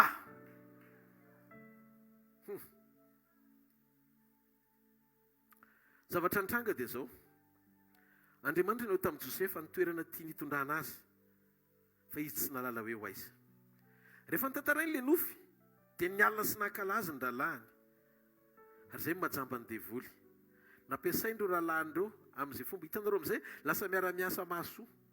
Rehefa vohitsaka tsara ny lohamena rana dia tsy mila marary fotsiny ianao fa lasa honena an'izay zavatra mitranga rehetrarehetra io satria fantatreo fa sinema anosikanao any amin'ny anjara voatery daholo na fahakalana anao io na inona ady sy fanoerana misy satria fantatreo fa mampanahelo le vohitsaka ny lohany fa ny tanany sy ny tongony sisa mihetsika.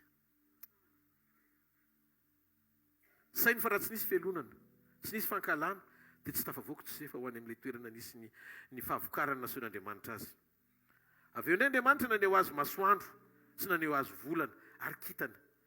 Dia hoy Jakoba rainy hoe tianao ve izahay sy reninao hiakohaka aminao ary mipiraitam-po aminao koa amin'ny Genesis 7:10 ary nambarany tamin'ny rainy sy ireo rahalahiny koa izany dia niteny mafy azy ny reniny ka nanao hoe manao ahoana izany nofy efa nofisinao izany moa avy tokoa va asindreninao ary rahalahinao ka hiakohaka amin'ny tany eo anatrehanao. Hitanao ilay izy mety ho marina amin'ny ampahany ihany io teny io satria niakohaka tamin'ny tokoa ny rahalahiny. Reo ilay kitana Israely nampahitana any Josefa efa nizaraiko teto izay fa tia koa misy ampahany anankiray marina. Ny masoandro dia manondro ny Farao. Ny volana dia manambara andreo mpaminany sandoka sy mpanandro ny Farao rehetra miaraka aminy eo amin'ny lapa. Fa tsy naharaka tsara Jakoba fa nieritreretra hoe izy sy ny reniny. Dia ndaony ahoana moa no izy sy ny reniny? Ny reniny ary efa maty teny an-dalana fa tsy tonga tany Kanana. Nareo mba mamaky baiboly dia vakio tsara zany. Fa reniniza ny akohaka io nefa ny reniny ary efa tsy otsony. Farao sy ny eo amin'ny lapa ny tiany baiboly tenenina hoe ho avy ny andro ataoko miakohaka eo anatrenao mpanompo sampy sy ny mpanjaka ny tany tsy marety eka ho an'Andriamanitra.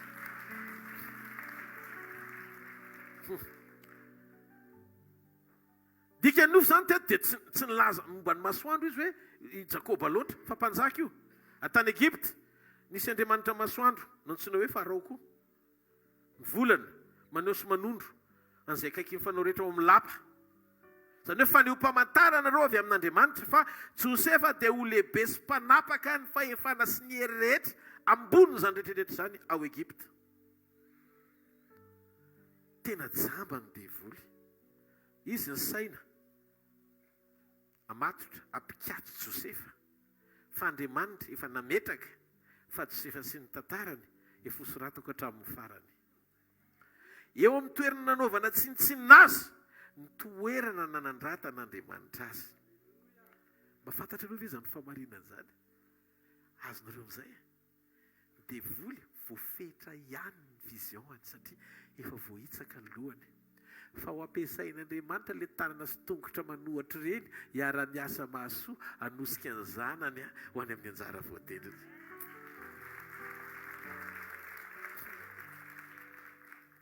Tena jamba ny devolika, tena sura. Dao tsika ijery sadraka sy misaka sy Abedinago. Izy telo lahy ireo amin'ny Daniela toko fahatelo dia nijoro sy tsy nentiny akohaka tamin'Andriamanitra hafa akoatra n'Andriamanitra velona. Andriamanitra tsy hita maso no mivavahany fa ny olona rehetra tao Babilôna ny akohaka tamin'Andriamanitra hita maso no tao tanana daholo. Nandatsy akohaka tamin'ny sary olona volamena izy telo lahy tezitra amin'ny mpanjaka dia nandidy izy afanao hipito ny laforo. Aingana nafanaina inenina raha inenina le izy anjely no ny rahan'Andriamanitra fa fampito ny isan'ny fahafenoana za mihitsy nidina ozy Andriamanitra. Efa natsipy tao anaty laforo izy telo lahy lasa efa da mandehandeha. Ozy izy Andriamanitra ao am-pasana mandoro no nanipazana anao fa ho mihitsy nidinako anaporifoky fa miaraka aminao aho. Hitanareo tena jamba ny devoly satria tsy nanana kajy hafa akoatry ny fampahoriany hita maso no heveriny sy nieritreretiny sainy hoe fanamperana. Zay le tiako tenenina aminao, natsangana ho zanak'Andriamanitra ianao.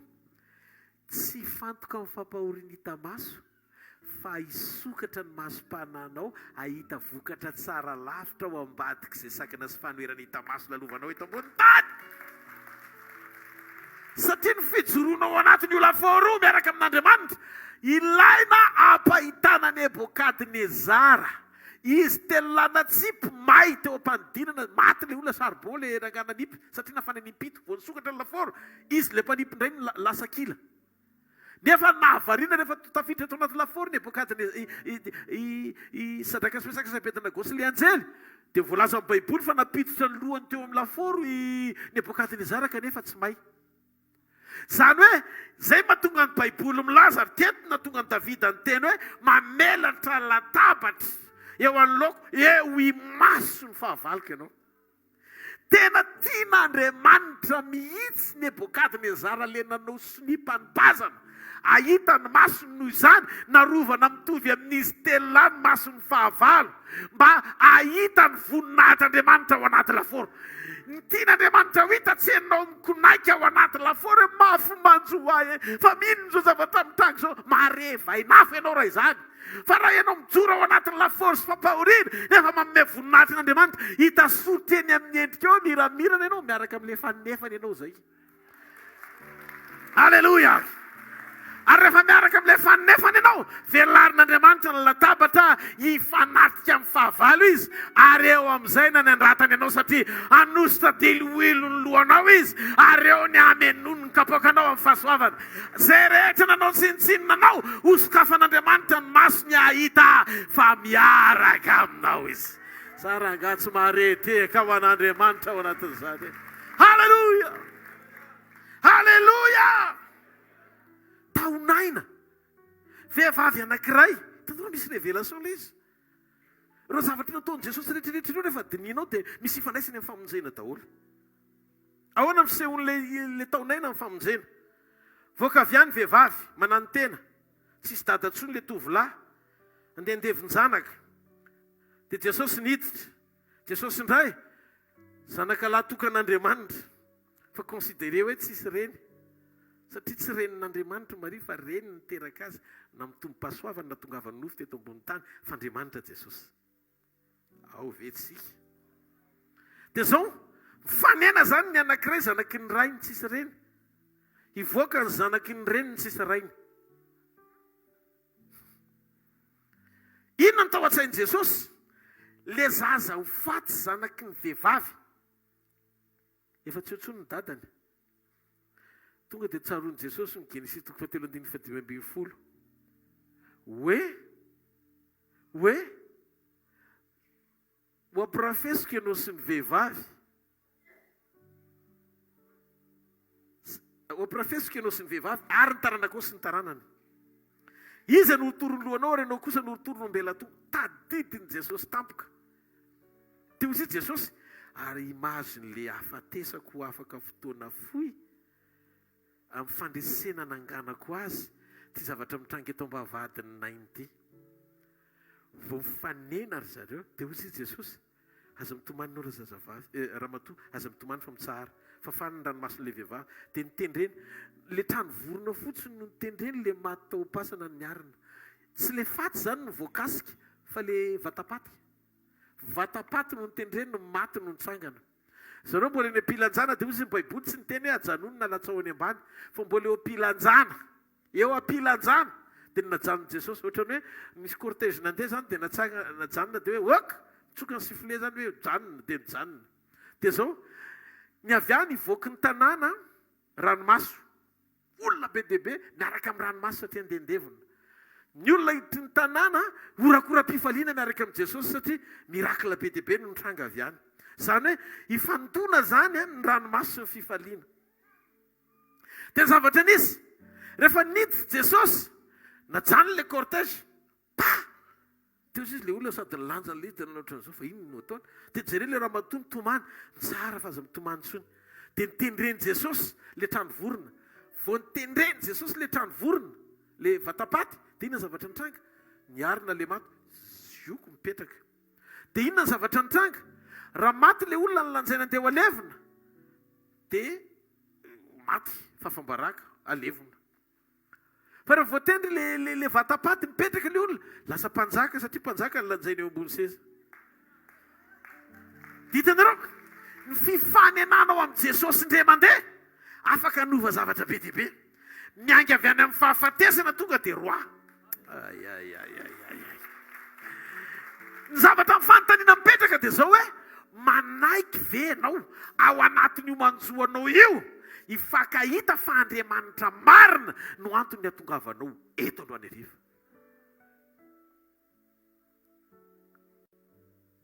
le izy tsisy resaka hoe mahafinaritra be ny toritenin'ny pastera androany tena raha inkesa aloha alleloia iny non fa tiako fantatrao ny lanja sy fetraika ny impact zany zavatra zaraiko zany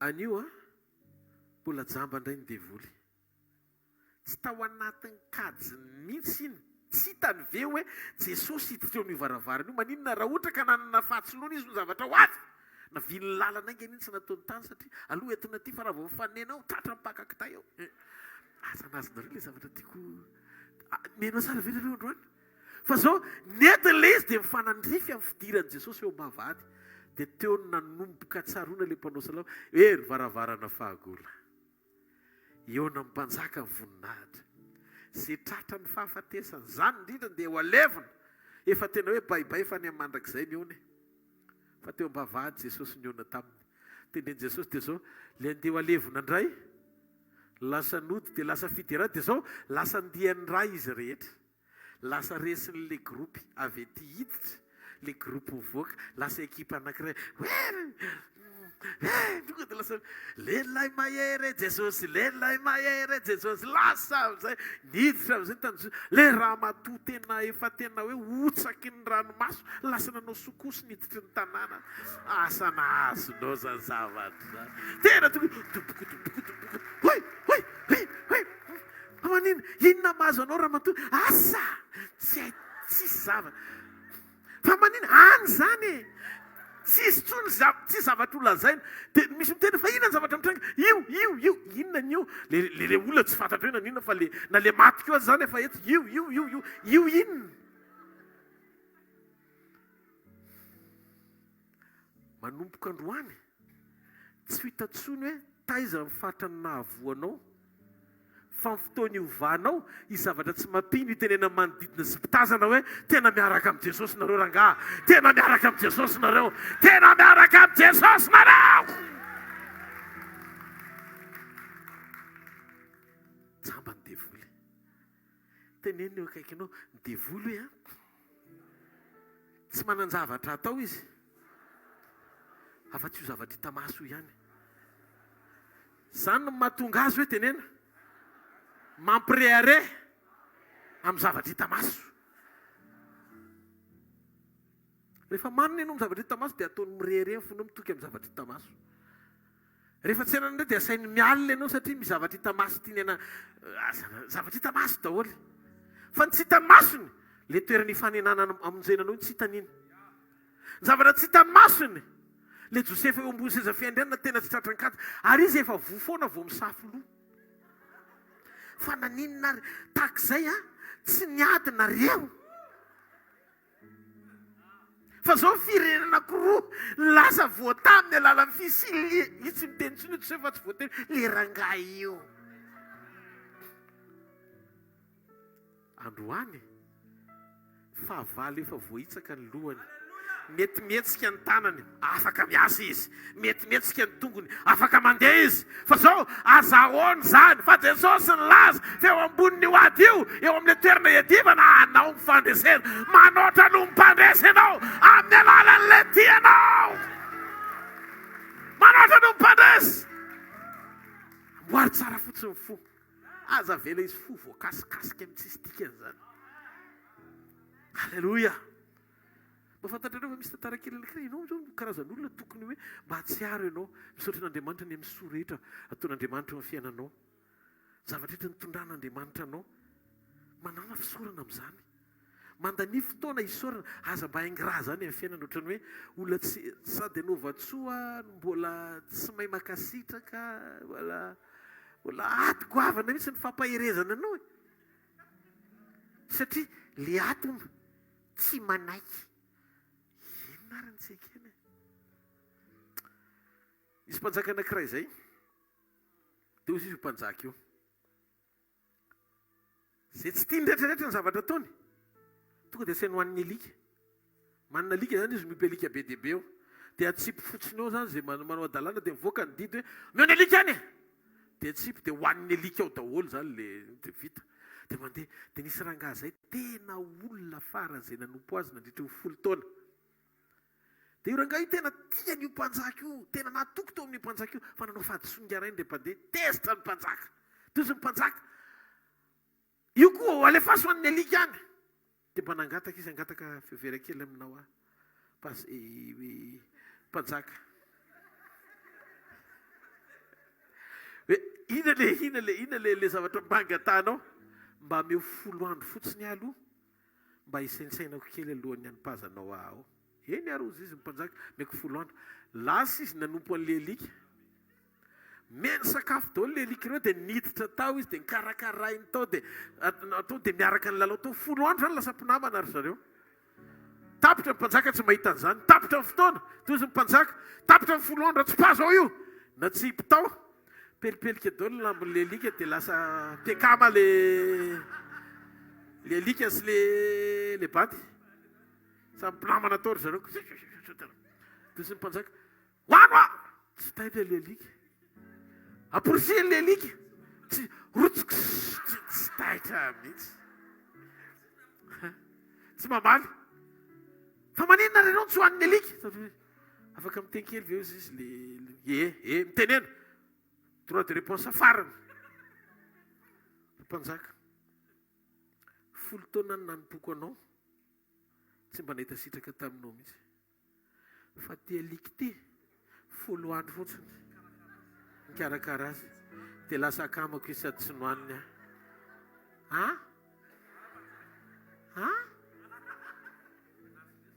Miverina ianao. Tsy maharety aka ho an'Andriamanitra.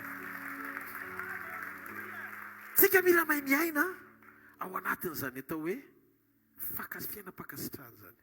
Mahay makasitraka ianao. Tenena mila mahay makasitraka ianao hoe. Avereny mila mahay makasitraka ianao. Fa rehefa ianao mifeny fanetretena. Avereny rehefa ianao mifeny fanetretena. Rehefa ianao manam-pitiavana an'Andriamanitra. Very Satana hoe. Zavatra tsy hain'ny Satana. Dia zavatra farany izay tsy hain'ny Satana. No hoe ianao miaina fanetretena tonga dia miafina aminy. Satria tsy hananany ilay izy. Izy zany tsy afaka mamantatra anao raha ohatra ka mbola hoe toetran'Andriamanitra ny ao anatinao. Manetretena, be fandeferana, be fitiavana, tia olo marina, tonga dia tsy tangajana satria tsy anana zay navoazy tamin'i jesosy zanak'andriamanitra ve dia manaiky ho faty amin'ny hazo fijaliana le fonina rorano tsy possible tsy zanak'andriamanitra zany io dia tsy sur izy satria nahoana amin'izany andriamanitra le miseza fiandriana tany an-danitra be voninahitra le ntsiriritiny iny tena le tsy ao anatiny zany rehefa tsy ao anatiny rehefa tsy ananany ide dia tsy ao anaty répertoireny tsy hitany tsy hainy hoe ahoana fanina tanteraka izy satria jamba izy zay rehefa tonga amin'ny teny tehirizony communion mba ho jambany ady ve tsy marety kaman'andriamanitra tehirizony communion ny andro farany fotoana ijoronao amin'ny sitrapon'andriamanitra tsy possible ianao iaina ao anatina fiainana tsy mifanaraka amin'izay zavatra tian'andriamanitra iainanao nefa ianao manantena hisitraka ny zavatra tian'andriamanitra isehony amin'ny alalanao tsy possible zany miaina fiainana sabatra ao anaty fanetretena mandevitra tsy mba maty ty laferany ty rehefa miziriziry ka tratra ny rivotra mavo zay le tonga anao mavo ranjo ty laferany ty rehefa miforotra ohatr'izao foana ka mitsangana ianao dia mandina tsy aleo ve mitoe mandina tao laferina toy zay mitsangako mavo tao ranjo tompoko lasy tompoko vavy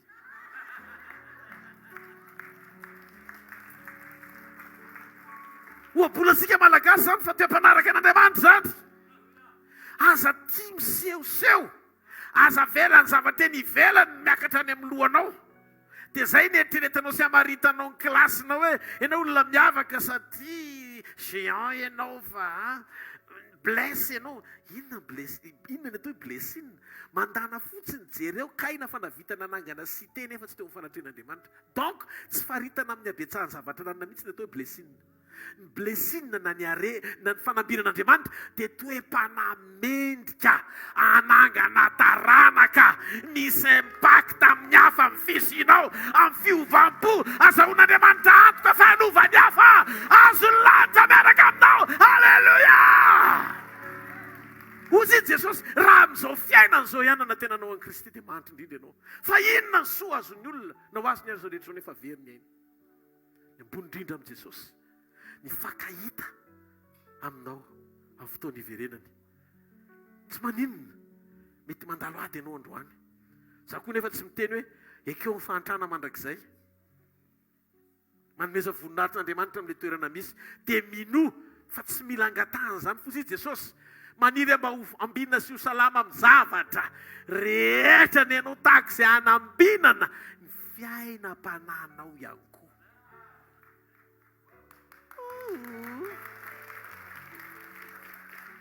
halleloia ndao tsika jery amin'ny Bartimeo kely fa maninona jesosy no miteny hoe mila mahiratra jamba noho Bartimeo jamba ny devoly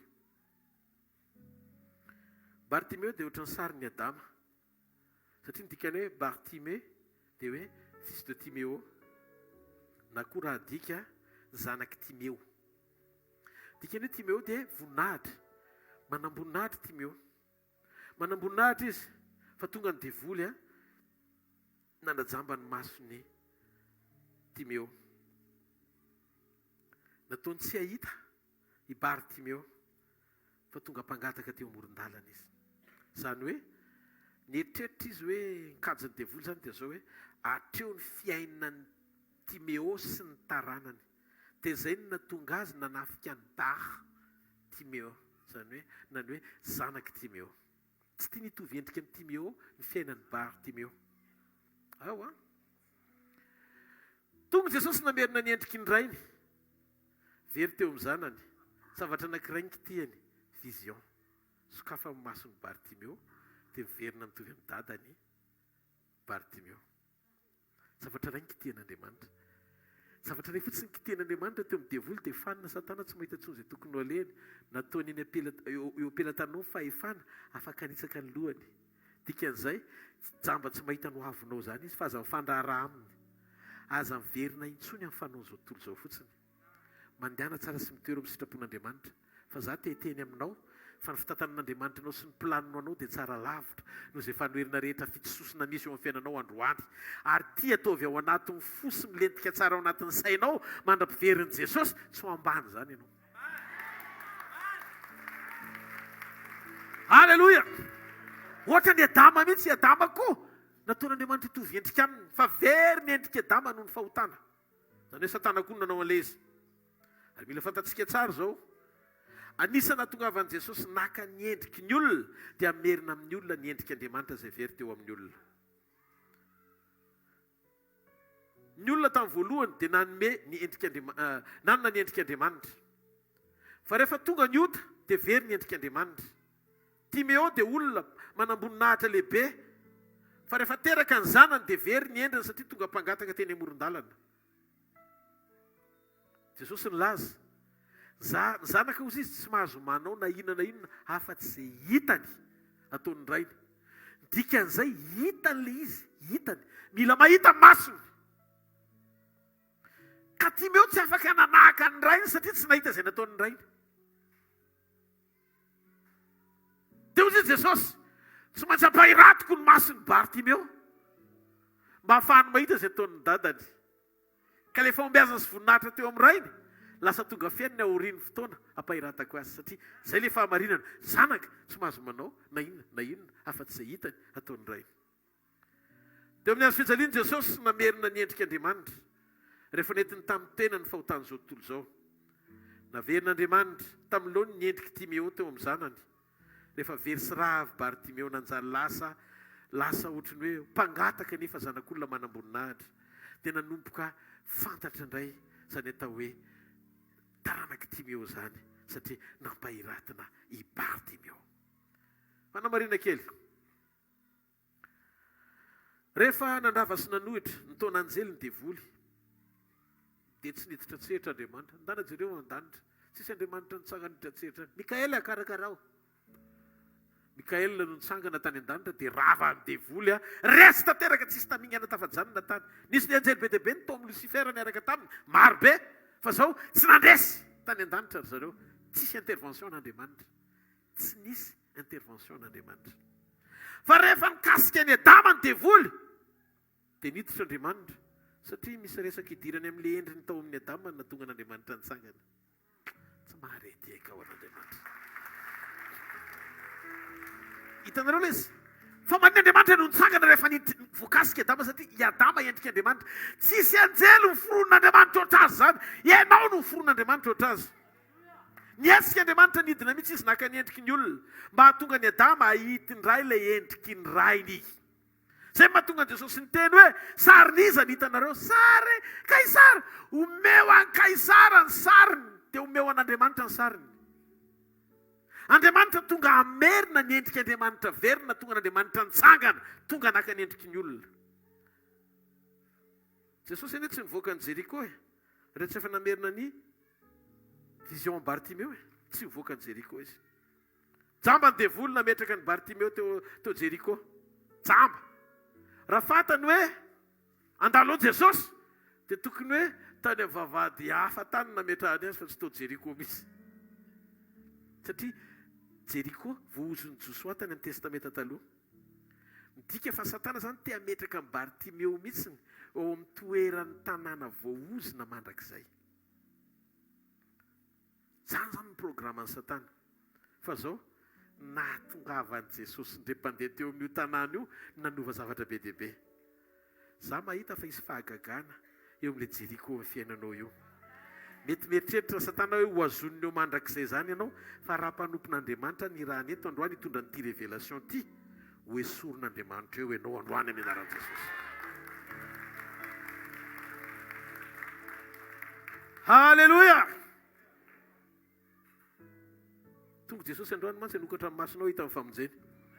Misy zavatra tiako fantatrao ihany koa. Raha zany mpanolontsaina ny devoly, mety mahavariana ianao, raha zany mpanolontsaina ny zareo, dia zao mba niteneniko taminy. Aza mason'ny Bartimeo rehetra notafihana fa nisofiny aloha. Fa maninona miteny an'izany? Ny devoly dia sady jamba no tsy ampy fahatakarana. Zay no mahatonga an'ilay loha hoe, zay dia hoe vohitsaka ny lohany e, zay. Satria manenjika anao izy fa tsy afaka mandrava izay zavatra tena hoe inona moa fiantsoana azy e? Ohatrany hoe zavatra tena hoe sarobidy tena ahafahanao miombona amin'Andriamanitra tsy azony kitihana. Ahoana mahatonga miteny an'ilay izy? Ny fantson'ny finoana anie ny tena ilaina sofina fa tsy maso e. satria ny finoana dia avy amin'ny fiainona toroteny ary toroteny dia avy amin'ny tenin'ny Kristy. Romanina 4:17. Noho izany mety jamba Bartimeo fa tsy marenina. Tsy rava amin'ny finoana jambazambaso zay ny tiako atongavana. Ianao veraka tena matika ianao mba hiteka an'izany. Dikan'izay tsy ampitolo-tsainy Satana fa masony Bartimeo sy ny fanosofiny avelan'ho libra. Inona ny tian'Andriamanitra tenenina? Ny finoana tsy avy amin'izay hita fa avy amin'izay re avy amin'Andriamanitra. Ka raha ianao manafika ny masony fa tsy ny sofiny dia tsy asakana amin'ny finoana Bartimeo zany tsy antsoantso an' Jesosy. Zany hoe tsy le parti stratégique teo amin'ny fiainan'ny Bartimeo aloha ny voakasika fa ny masony. Noho izany aza matahotra fa misy fetra ny fahefany devoly fa tsy afaka anakana izy zay tena fahafahanao iona amin'Andriamanitra na toy inona fomba sy ady ataony anakanina anao. Manomboka androany manana fanantenana fa tsisy olona anankiray izany eto ka tsy fakahita amin'Andriamanitra sy tsy handray azy. Ninona asan'ny devoly amin'ny fiainanao? Tsy araraka anao zany izy, tsy aravanao zany izy amin'ny anaran'i Jesosy satria jamby izy. Manarakaraka diso hevitra ny devoly tamin'ny Bartimeo satria nandray lesona avy aminy nataon'ny Bartimeo daholo ny olona rehetra. Rehefa mamaky ny tantarany ianao dia lasa hitanao amin'izay hoe ay Andriamanitra kay azo isisiana rehefa antsoina dia mitodika. Lasa namporisika ny olona be dia be nazara zany amin'izao, lasa marisika Bartimeo jambara zany nisisika foana hoe mamindrafo amiko tena azo ny anjara. Za kokoa nanokatra lalana ho an'ny olona be dia be amelona finoana. Ny fahajambany Bartimeo. Dia inona koa ny lesona anankiray? Tsy miankina amin'ny fanoherany maro ny vokatra eny an-tanin'Andriamanitra maliny ianao.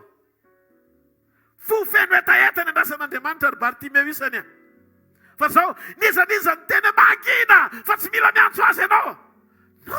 Rehefa nisisiky Bartimeo satria ho an'ny tenany no atongavany eo fa tsy feo an'olona no nakanazy sy eo dia tanteraka ihany ny fampahiratana ny masony. Dia hiteny aminao mety arivo ny anakana anao, mety alinalina ny teny tsy henin'Andriamanitra antsony ianao. Za miteny hoe atsoy Andriamanitra fa raha nampahiritra Bartimeo izy omeny ny anjaranao. Saraka tsy mare orakoraka ao an'Andriamanitra. Halleluja. Manjary maivavaka sy miantsoantso daholo ny olona. Tsisy henatra Bartimeo rehefa jamba. Ka izay ny lalana nampamadika tantaram-piainany ho any amin'ny fampahiratana vaovao indray satria nampitodika an'i Jesosy ny antsony. Manaraka jamba ny devoly nanajamba ny mason'ny Bartimeo satria mety tsy afaka namaky baiboly Bartimeo fa tsy nahasakana azy tsy handray révélation zany. Rehefa tonga révélation tao anatin'ny Bartimeo le teny amin'ny boky Isaïe 41 sy Isaïe 42 mahakasika momba ny hoe arisy solofo sy taranaki David hampahiratra ny jamba. Dia zao nataony tao anatin'ny fony. Tany amin'ny testamenta taloha tsisy jamba nampahiratiny zany mihitsiny. Tsisy an'izany. Vakio ny baiboly fa tsisy zany. Tsy hitany tao anaty révélation le izy. Tsy hitany tao anatina verset le izy na andininy sy toko sy andininy satria jamba amin'ny masony. Fa reny tao am-pony le izy tao anatina révélation dia zakan'le teny androso Bartimeo iantsoantso andray izay anjara tsy tokony ho raisiny avy amin'Andriamanitra. Nangataka famindrapo zay no tonga azy nangataka famindrapo. Tsy niteny hoe jamba fampahirata mamindrafo amiko. Nangataka famindrapo Bartimeo satria tany amin'ny testamenta taloha Andriamanitra tsy nampahiratra jamba zany mihitsiny. Mosesy tsy nampahiratra, Eli tsy nampahiratra, Elize mpaminany rehetra tsisy nahasitrana jamba zany. Izy Bartimeo mamindrafo amiko. Aoka hiasa ny fahasoavanao. Anome zavatra tsy fanao mihitsy hatramin'izay. Tompo, tena omeo zay fa zay le grasy angatahako eto androany. Mahita an'Andriamanitra ny fahasoavana androany hariva, hanao zavatra spesialy ho fiainanao amin'ny anaran'i Jesosy. Mila manam-pahasahiana ianao anatona ny seza fiandrian'Andriamanitra fotsiny. Ijoro, angataka famindrapo azahoanao an'izany. Halleluja! Mahita fa hiasa Andriamanitra amin'ny fiainanao, ary hitako Andriamanitra amin'ny fahasoavana. Atsiaro anao izy androany hariva. Halleluja! Bartimeo rehefa nisakanana vao maika izy niantso antsomafy. Arakaraky ny fanoerana sy ny sakana, nitsikera, dia tiako fantatrao fa tia ny secret amin'ny Bartimeo, vao maizy tombo tamin'ny vavaka sy fiantsonan'Andriamanitra.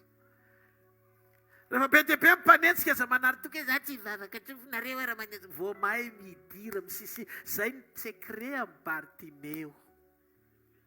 Halleluja. Narisika izy. Na tsisy nampahery azy, tsisy nampahery tsony. Mangina hoa, zay apôstôly be, mangina. Fa manino le apôstôly ny teny hoe mangina satria zavatra mbola tsy nisy misy hatram'izay fa vao sambany io Bartimeo zany hoe jambam-pahiratiny zany. Ka sao dia afa baraka eo mpampianatra fa mangina. Zany hoe hanampy an' Jesosy zany zareo.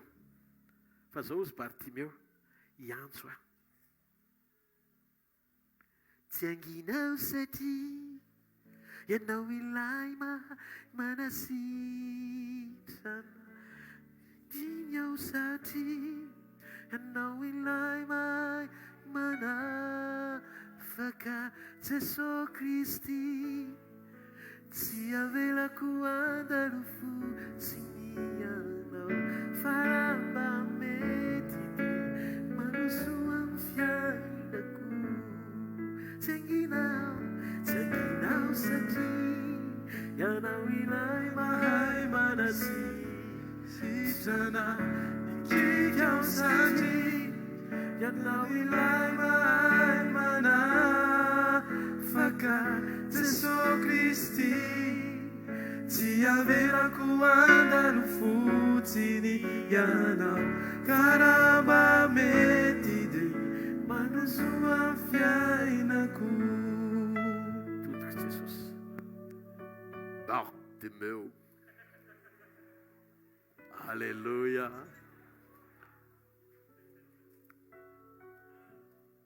Fa izy le jamba.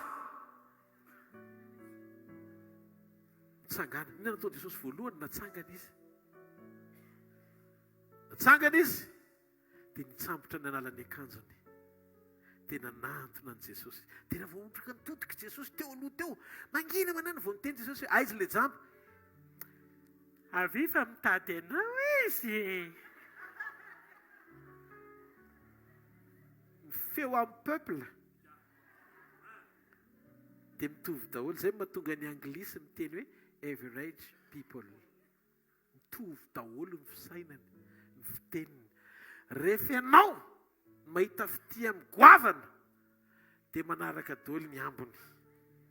Fa raha mbola tsy miteny lehibe hoe mitodika any aminao dia ny vahoaka koa manilika anao.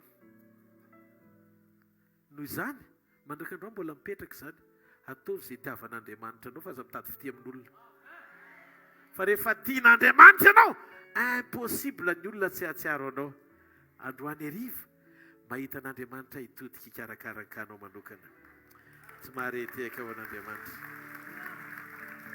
Tsaroko ny tenin'Andriamanitra tamin'ny Josoa fahiny. Josoa hozy izy mahereza sy mahatanjah ianao hitondra ty fireneny ty. Misy fotoana ny mpitarika tena renao tsy misy pampahery ianao zany. Todika ianao. Ato ve vao jerenao ny tarehany ao anatin'le ady. Any aminao izy manaotro zao. Todika andrenao gosy. Ketrona daholo. Fa zao lasy Davida. Samy very daholo na ny fananana na ny vadina ny zanaka. Samy very daholo fa tsy hoe ny azy rehetra sisa navelany zareo teo. Te hitoram-bato azy daholo. Zay efa miteny ianao ty gera loatra. Lozana amin'ny tanàna. Matoko l'androany. Naka vato daholo andeha hitoraka ny Davida. Samy mpinamana zao samy vo zao. Fa izy Davida nitodika ohatr' zao. Tsy misy tahaka ny Jeso, tsy misy tahaka azy. Todika izy. Tsy misy tahaka ny Jeso, tsy misy tahaka azy. Dentodika, sanahita, dentodika, sanahita, denhevitra, sanahita, dentadina sanahita. Tsy hita hoe iza mitovy amin'ny Jesosy. Tsisy. Le namany eo akaiky. Hitorabato. Lasa izy teo amin'ny fodana-paheriny tenany. Lord Jesus, I come to you. with all my heart, Jesus. Sokafako anao ny foko. Manantona anao aho. Inoy aho Jesosy. Inona no ataoko? Toy Andriamanitra. Izay miantso ihany Davida ny valiako. Retezitra be dia be reo za miaino feo reo fa tonga dia mitsangany ianao hoe niteny taminao aho fa tany an'izao fa azonao nijerika. Kosa amin'izay Davida. Tony Zala! Ho azosika nijirika ho Jehovah tompony maro. Ejeko ve sa ho andao. Lasa azo daholo tsisy verina raira. Ankoatra ny baby izay azo. Teteny aminao aho. Aza mandany fotoana mijery zava-misy izany. Efa betsaka ny teo fa tsy nahomby ohatra ny nataonao io. Ka manina ary mbola manao an'io. Nafitsireraka. Todihany amin'Andriamanitra ingana. Teneny Jesosy, za ao aminao ny hero aho. Ao aminao ny fialovako. Ianao mibatiry fiarovana ho aho. Halleluja. Aza miandro olona pahery ianao zany. Fa rehefa malala ianao hoe eo Andriamanitra dia ampy ianao ny fisiny. Raisy ny andraikitrao. Halleluja.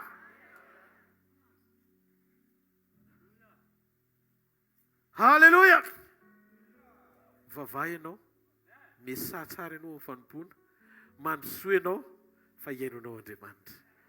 Izy aloha faly hoe tena fahavalo efa resy kely mihetsika ny tanany sy ny tongony. Azonao ve le révélation androany?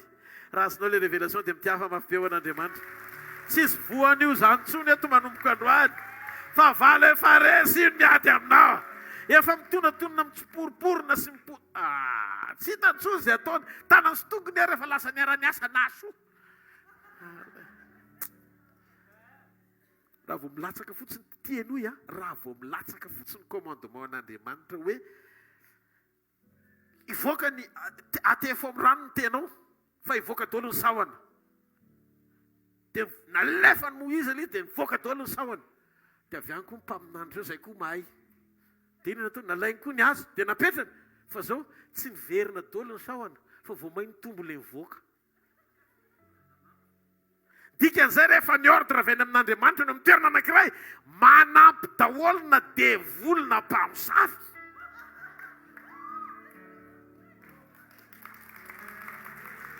Halleluja. Manampy dio fotsiny fonao fahatoato. Mety tenao démonstration na force izy hoe mavita koa ohatry ny vita Mosesy fa tsy afaka manohatra an'izay lazainy Mosesy satria izay lazain'Andriamanitra rery izy ny tompony teny farany tsy maintsy miara-miasa azy io amoakanao any amin'ny voateny na fahavalo aza rehefa kasitan'Andriamanitra fona. Aza miasa saina amin'izany. Halleluja. Mitsangana amin'ny toerana misy mitsangana malaky. Halleluja. Fofany amin'ny lanitra ny tanao dia misorion'Andriamanitra ny fonao manontolo. Makasitraka Jesosy. Makasitraka. Finao mampanambara aminay foana zava-miafina. Tsy tianao izay atahotra. Ohatra misy alavitra anao no tiany devoly ho coincena foana atahotra fahafatesana. Amany amin'ny zavatra hitranga. Anahoana ihany ara. Mafy izy ity Andriamanitra. Dia ohatra ny lalalaloviny devoly satria hitana misy trasina tahotra. Debideby. Tsy sura loatra ny fampifatokinan'Andriamanitra. Dia eo nanararotany anay fa androany. Maty ianao niany.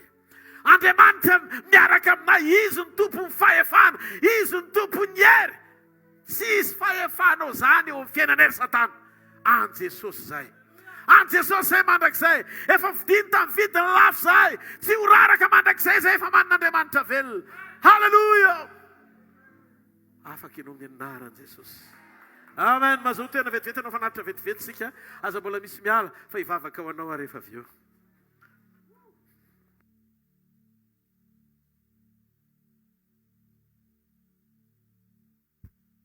Alléluia. Alléluia. Alléluia. Ohatrany hoe vao androany ny tonga teto amin'ity toerana ity. Fa tsara loatra Jesosy. Amen. Mino fa nandrayntsika tao anatin'izany tsy teny zatra no henoana fa tena miditra ao anaty fampiarana, diovina tsara ny fo tsy mijery an'izaniza fa mifantoka amin'Andriamanitra. Amen.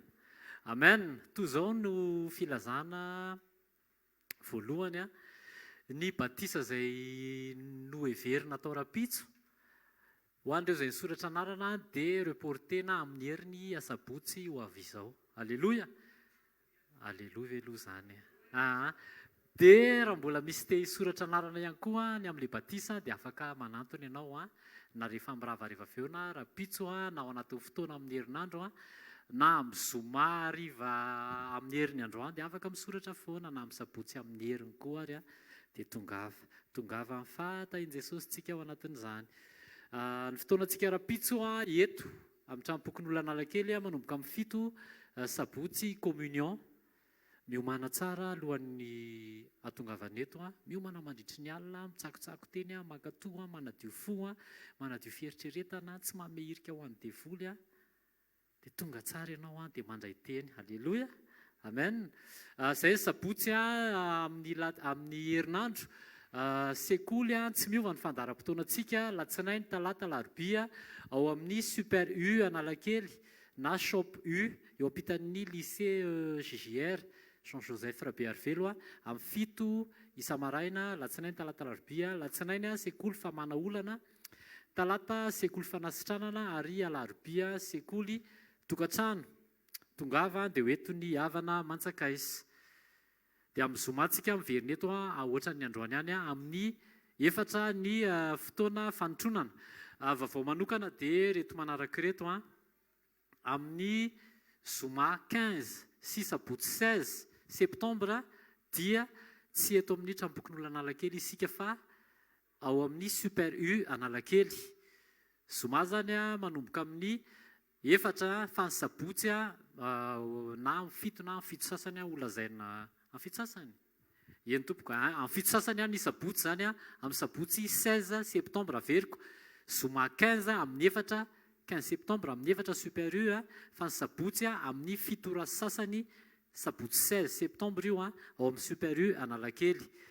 Ny 17 septambra folakandro dia araka ny nolazaina tamintsika tamin'ny herinandro lahady izy io 17 septambra dia folakandro manomboka amin'ny 2 eo zany na amin'ny 1 amin'ny 1 dia misy croisade ery amin'ny centre hvkl eo akaikin'ny ao anelanela amin'ny Bogota sy gastropizza bypass dia misy lalana miatsinanana zay eo miakatra ny pave iny dia mivily miakavanana ianao dia ao anatin'io misy tambo gasy be ao dia efa mifefy izy misy vavahady dia ao tsika misy fikarakarana atao amin'izany afaka manantona tompona andraikitra isa-tsampany ianao raha ohatra ka terepana. Alleluia, aprisiana mihitsy tsika moa ho terepana. Amen. Alleluia. Zay le amin'io croisade 17 septambra io zany dia natokana manokana ho amin'ny faritra Tsimon-drano moa filazana azy, Andoharany Fotsy, Bevalala, iny rehetrarehetra iny any amin'iny Yavoloha iny Dia vaovao manarak'izay ny croisade Majunga deuxième édition dia 13, 14, 15 octobre. 13, 14, 15 octobre manana eo amin'ny 43 jours eo tsika iomanana ny amin'izany. Amen. 43 jours ny ekipa koma sy ny rehetrarehetra mihetsiketsika daholo dia indrindrindrindra andaontsika hitondram-bavaka n'io fotoana io anisan'ny tenen'i Jesosy hoe fampiraisana ny pasteurs. Alleluia. Dia andaontsika hitondram-bavaka ny pasteurs rehetrarehetra. Amen. Ny ao anaty asa fanompoana sy ny tsy ao anaty asa fanompoana mba tena hoe ny tenan'i Jesosy no hita ao anatin'ilay croisade. Alleluia. Alleluia. Zay ny filazana ny radio mandeha ihany FM 90.8 ho an'ny Anetsirabe. Zay moa ho an'ny eto Antananarivo FM 90.8 manana radio koa tsika any Anetsirabe, manana radio koa tsika any Majunga, mandeha foana izy io 24 heures sur 24 dia aprisia antsika tsirairay avy tsy ho banga teny fa manana teny foana. Asaiko ary tsika aninjitra ny tanantsika etsy amin'iretsy box iretsy ndao tsika hivavaka ho an'izany fanatitra izany. Ray amin'ny anaran'i Jesosy, misaotra anao zay fa nitahinao ny vimbinao tonga teto, misaotra ny amin'ny fahasalamana, misaotra ny amin'ny heritsitanjaka ary misaotra fa namatsy anay koa ianao Jesosy ahafahanay naka tamin'ireo famatsiana manome anao. Io zany Jesosy ho tonga fanahan'olona marobe ho voatahiry hatramin'ny farany Jesosy. Dia misaotra ray amin'ny anaran'i Jesosy ho anao irery ihany ny dera sy ny laza ary ny voninahitra mandrakizay. Amen. Andao tsika hitehaka mafoan'i Jesosy sady handraisantsika ny mpanompon'Andriamanitra.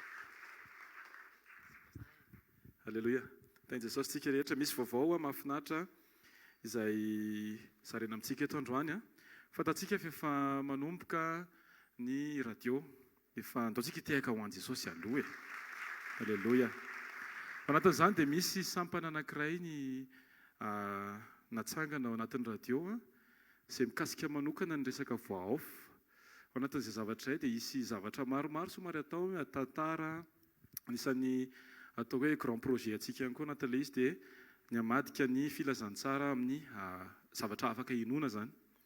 Dia anatin'izany dia mahafaly ny manao filazana hoe raha misy amintsika manana etaeta atea anatevin-daharana mety tsy voatery hoe feona ohatran'izao fa mety misy tolotsaina ihany koa na mety misy zavatra afaka hifanampiana dia manasanao manokana zahay raha mpitsy vita fotoana eto dia manantona ny pasteur Ady ianao na manantona ny pasteur Zao na manantona na dia eo tsika ny manao dinika fa tsika mijery fandaminana rehetra. Zay tompoko andao tsika itehaka mafy an' Jesosy. Alleluia. Amen.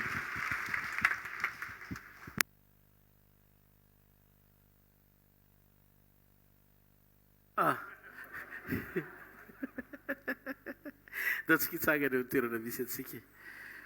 Mandroso foana tsika miaraka amin'i Jesosy mandram-piveriny. Wow.